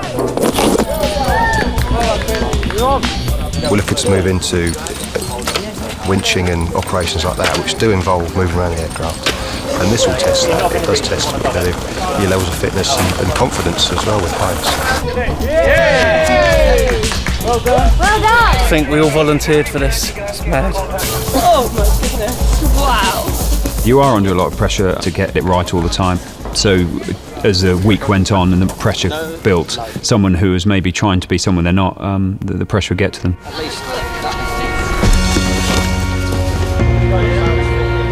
Remember what we said about all for one and everyone goes, yeah, I blow that guy, every man for himself. They're trying to get on and show that they're members of a team, that they can play the team thing, and yet deep down they know that they're in competition with their peers. Come on, keep going. The candidate that goes forward should be the most suitable for the job, so I can understand why it is quite as strenuous and as long as it is. To do well today and for me to do well for the rest of the week means everything. Come on, go away. The wings would be a huge personal achievement for me. More on it. All the way up there, look. Yes, if all those students are this evening, Blocked up both directions. In Tottenham, the soccer fans aren't kicking off yet, but in 9-9 there's another game afoot. I was watching the rugby last night in the pub, and that is good. The difference between them and football is just unbelievable, isn't it? Just overpaid. No, it's not. Of course they're overpaid. No, they're not.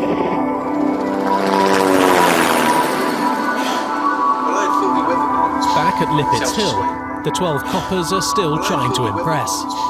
See, I was just waiting for him to liven it up a bit. Open up the door and fast. I think even at this stage, 3 or 4 of the individuals are just a little bit more noticeable because of the way they're presenting themselves at the moment. That's always me. We all want the job really badly.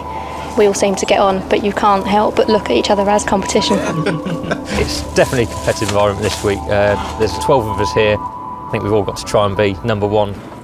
The worst bit for me, I think, PC Dalton is a fully fledged Sky Cop. Just this time last year, he too was in the same boat as these applicants. Funny to see them all here. It seems like only yesterday that I was doing it myself, and they're going to be quite stressed out. But I think that's part of the test in itself. Some people thrive on pressure. Other people, it starts to show. So it'll be interesting to see how they get on. You're going to be looking aircraft eye view of a pursuit. So when you look down and you see a car go that way, it's going that way across the screen, but it's doing a left, so try and keep your spatial awareness up. What I'd like you to do with your markers is just trace the route that you think the car is taking on the bit of paper with your highlighter pen. All video material recorded by the Sky Cops is potential evidence, and every air observer must be able to keep the camera locked on and fully focused, even when the helicopter is going in a different direction. Got him. Yeah, we're recording. You can get a bit tunnel vision. You tend to be more that way when you start using it because you're so intent on the controls and the screen, and you tend to get drawn in. But one of the side effects of that is that you start to get a little bit of motion sickness. But once you get handy with the way it works, you can then run it, and so it's working for you rather than the other way around. If you lose it, don't wig out, because that's the point where the whole world starts spinning and everything goes, oh, I've lost it, oh, and you know, because it happens for real. The idea of this is to see if you can cope with it. Now, on page 122... It was very difficult. If you lose direction within just a few seconds, you find yourself going entirely the wrong direction, and I just kind of lost it at one point. PC Dalton no longer loses it, but he's only been a fully qualified Skycop for 12 weeks. He's still a rookie. India 99, I'm receiving India Lima. 99 over. Yeah, chaps, don't forget you've got that drugs warrant to assist with over on Quebec Alpha's ground. Looking to go in about 3:30. The Met are about to raid a suspected drug dealer's house. We've got information received that the occupiers are dealing crack cocaine and heroin. The information also states that they're actually now accepting stolen goods as a form of payment for the drugs. Air support unit are going to be there waiting as well, so if they do slip past you, they're not going to get away from the helicopter. This is Rookie's Day. Every one of these officers is on their first drugs bust. Completing an EAB, whatever. They've just finished their training, and like PC Dalton in India 99, they're learning lessons. If you slew it now, it should be the block of flats to the right, with that block there. Once they go in, we can go right in. It's the sort of job that we get involved in quite regularly. The back of the property may be inaccessible by means of gardens or a railway line or a major road or something, which they just don't have the capacity of officers to cover. So that's where the aircraft comes into its own, and we can be on the lookout for anybody that decides to try and do a runner or to dispose of evidence. Good afternoon to you. Just to let you know, we are nearby. We're at the RBT outside police station. We'll be leaving in a few minutes. A few days ago, these officers were in training. This time, it's for real. Yeah, sit there with the enforcer, because you'll be first out running at the door with it. Well, you'll be running a bit slower than them. Right, Alia. 1,000 feet over the intended target, the Skycops are already waiting. This is a nice angle, Rich, because obviously we've got the tree there, but... India 99, we're at the location now. Over. All received. Moving in now. India 99 must cover the back, in case the plan goes wrong and the suspects run for it. Police, stay where you are! Police, get out! Police! I'm not kidding! What are you doing? You lying? Get up! Get up! Move! Oi, get your camera out! We've got a warrant to come and search your address, okay? So that's what we're going to do now. Not much further. That's good there, mate. Beautiful.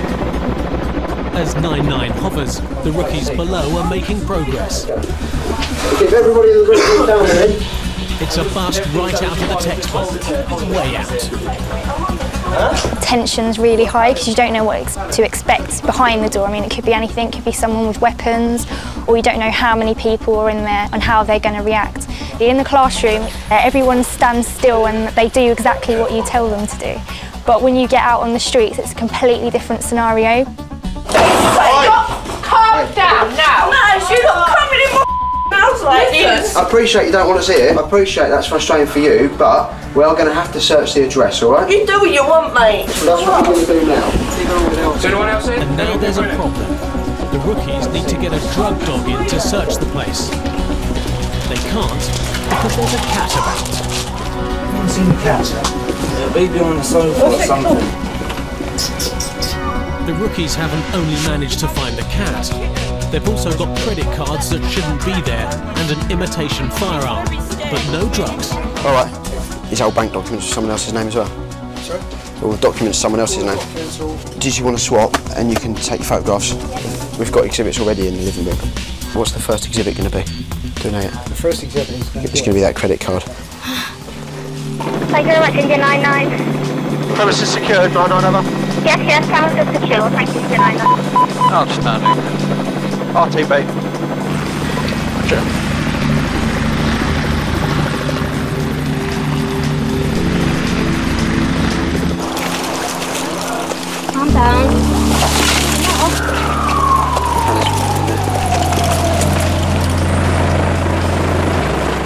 crew of 9-9 are very calm and on their way home. A success. Nobody came out the back, and the premises was secure. Anybody that was inside was restrained, etc. And that's the ideal scenario. 7 p.m. The night shift is on the case. Duty pilot Captain Watts is a worried man. The weather's turning nasty, and that means difficult flying conditions. As you get waves of rain and drizzle come through, it's going to, but it is going to be pretty grim down to kind of a few hundred feet and a couple of thousand metres. Julie McEwen commands the control room, and she's found something for 9-9. A lead thief. Indian 9 Lima. A man has been seen stealing lead from the roof of an old folks' home in Croydon in South London. Audio tag 2, yeah, select. He's been chased into gardens nearby, but it's so dark he can't be found. Heading out there in a southwestish, isn't he? So I'm just going to try and cut him off. This is where the Sky Cops come into their own. It can take cops on the ground 450 hours to search 1 kilometre of gardens, but with their thermal imaging camera, the Sky Cops can do it in just 12 minutes. They're police officers, yeah. And when you see it on the thermal imaging camera, you don't realise just how black it is down there. It's impossible to see anything. And the chap also thought he had a nice hiding place. Oh, that's looking good. That looks like that might be our man. It might well be. Blue line just to the fence. Yeah, the officer that's with the dog handler, if you go back towards the alleyway, it'll be on your right-hand side where the fence appears to meet, I think it's a gazebo or an outbuilding. The suspect's tucked right against the fence as you look at the dog on your right-hand side. The dog section have close contact with the air support unit. They come up here and train with us. So a lot of the time, if we've got foot duty units on the ground and a dog handler, we'll normally liaise with the dog handler, and it's also good training for the dog if we do get a suspect. The dog about to get some training is called Cara, and her handler can't see the lead thief, even though he's only feet away. I shouted out a warning, asking the chap to come out, give himself up, otherwise a police dog would be deployed to find him.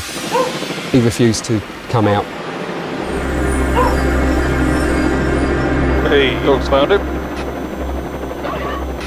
Yeah, the dog's got the suspect now. We can have units in. Poor chap's losing his trousers. The dog's going to take him to the nick, I think. Just going to drag him all the way there. Have you got any news consist of the dog bag? The whole area was pitch black and you can't see anything. It's not uncommon in this day and age for them to be armed with a weapon or if not a firearm. It's much better to deploy a police dog so I can enter an area knowing that my dog will find it before it becomes a threat to me. Dog handler's now talking the suspect out to the fence line. We've got several officers waiting to greet him. One direct. Zulu, any more outstanding? From Zulu Delta, that's all at this moment in time. Thanks very much for your assistance, Zulu Delta.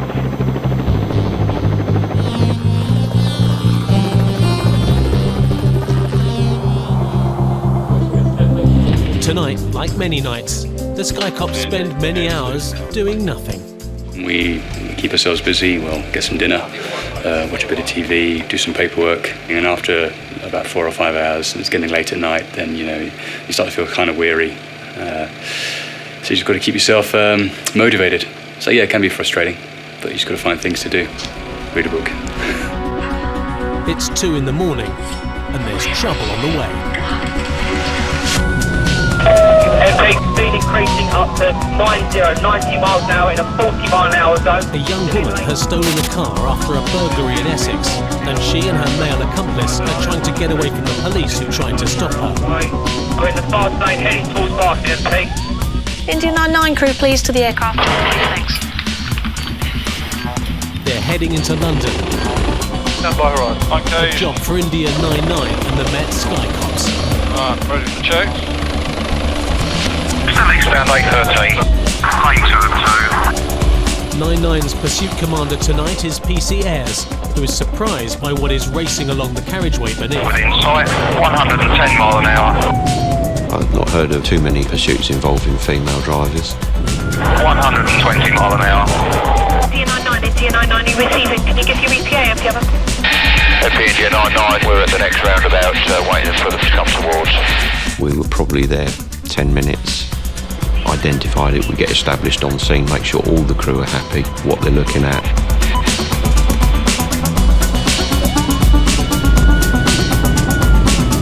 Then we take up as ground commander. We're overhead now, there's no change, still A13, lane 2 of 2. 2 received. With a maximum speed of 175 miles an hour, the Met's new helicopter will have no problem keeping up with the speeding car. 3 Kilo 10, that's just C for thanks at DN99, keep up the commentary if you have. The trick is to find a way of getting traffic cops in front of it to slow it down. But tonight there's no time for that. Stand by the direction, he's into lane 1, he's now lost it, it's crashed MP, it's crashed A13. Stand by for the junction name. Vehicle stopped, police units on scene. You're thinking about, are we going to need other emergency services? Are there going to be injuries in the car? 99, crashed, received, ambulance on way to them, together. Although they may be potential criminals and have fled from police, you've still got to think about their safety as well. Amazingly, the driver and her passenger are uninjured. A lucky escape, but not for long.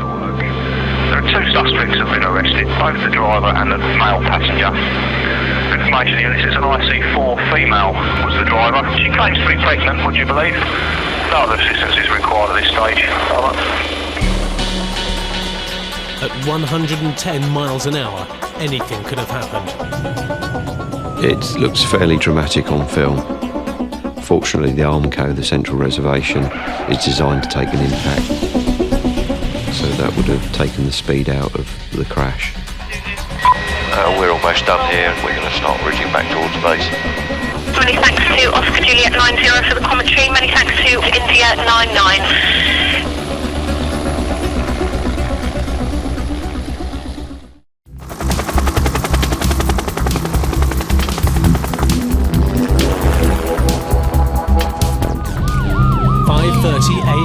West London. Accelerated now 6060 miles per hour.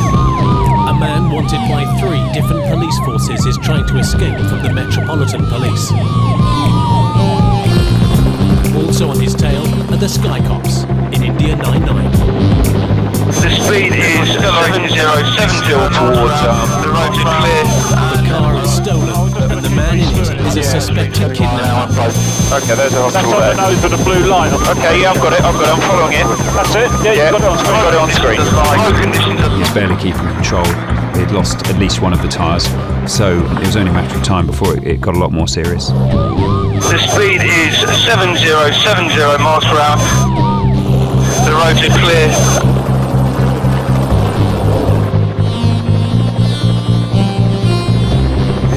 Minor roadworks, going through a green light. Vehicle is still at 70 miles per hour. Which one is it? Controlling 99's camera is a rookie Sky Cop, PC Boxhall Hunt. When we arrived, and it had been going on for some time, and the driving had been getting worse and worse.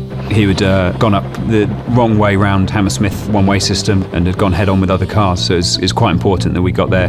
Which one is it? In the back seat is a veteran Sky Cop, PC Redhead. Tango 1, Tango 3, if you could just back off slightly.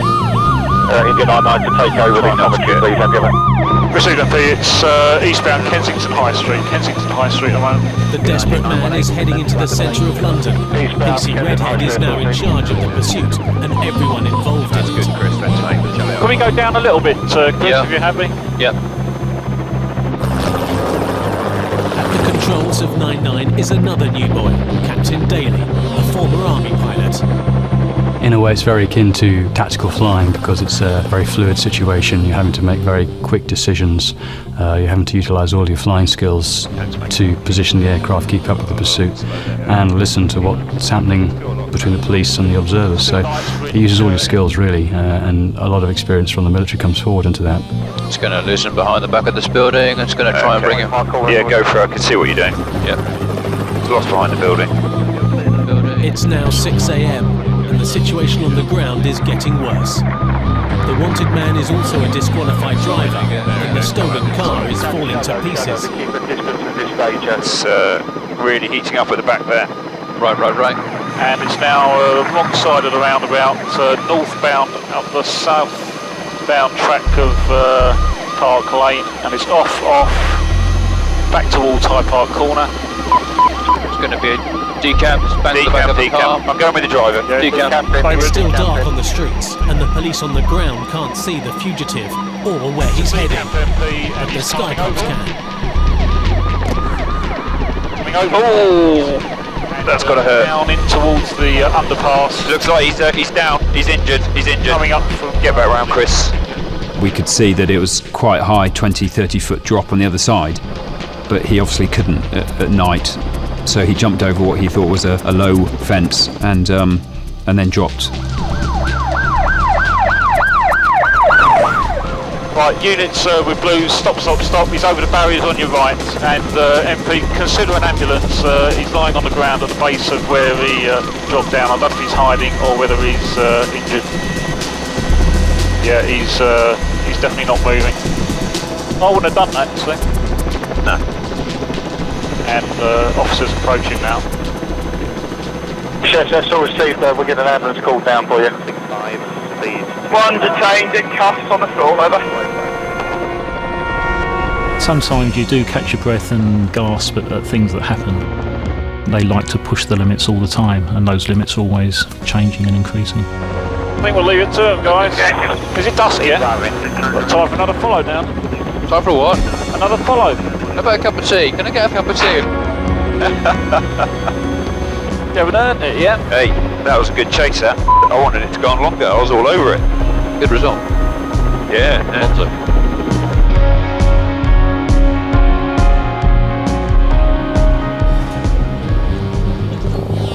It's the final day of the final week of assessment for the 12 wannabe Skycops, and 7 of those are about to be sent home. We're all full of nerves today. Today's the make or break. Only 5 will be given the opportunity of a lifetime to continue the assessment with a flight in India 99. We've done our best. Each of us have done our best, and that's all we can do. Sergeant Brandon is the unit's chief instructor and the Skycop with the veto. Working environment as we can. The not ready pile I'm happy with, and stands. The contenders and the thinkabouts have been a bit of shuffling around. Yeah, there's a couple that from the start have looked very, very good. They've looked good throughout the week, haven't they? Yeah. So I'm happy with the people we've chosen. I'm happy to put them in a flight test. The moment of truth.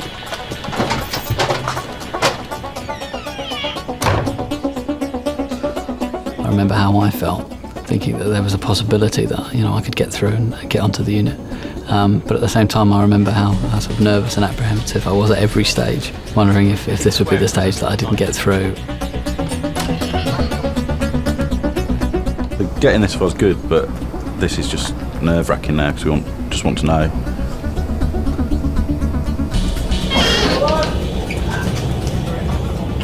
I'd rather not. Well, they've told me that I am through for tomorrow, which is a flight test, so I'm obviously ecstatic. Yeah, bonus. So I got through. I didn't make it, basically, on this one, but they were quite impressed with my potential.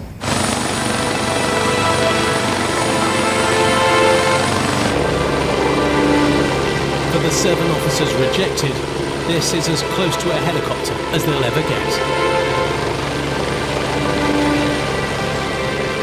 You've got to be in it to win it. So we encourage people to put themselves through it, and I would like to think that everybody who's gone through this, successful or not, has learned from it or has felt that they've had some sort of achievement, even if the end result is that they've not been lucky enough to get the job.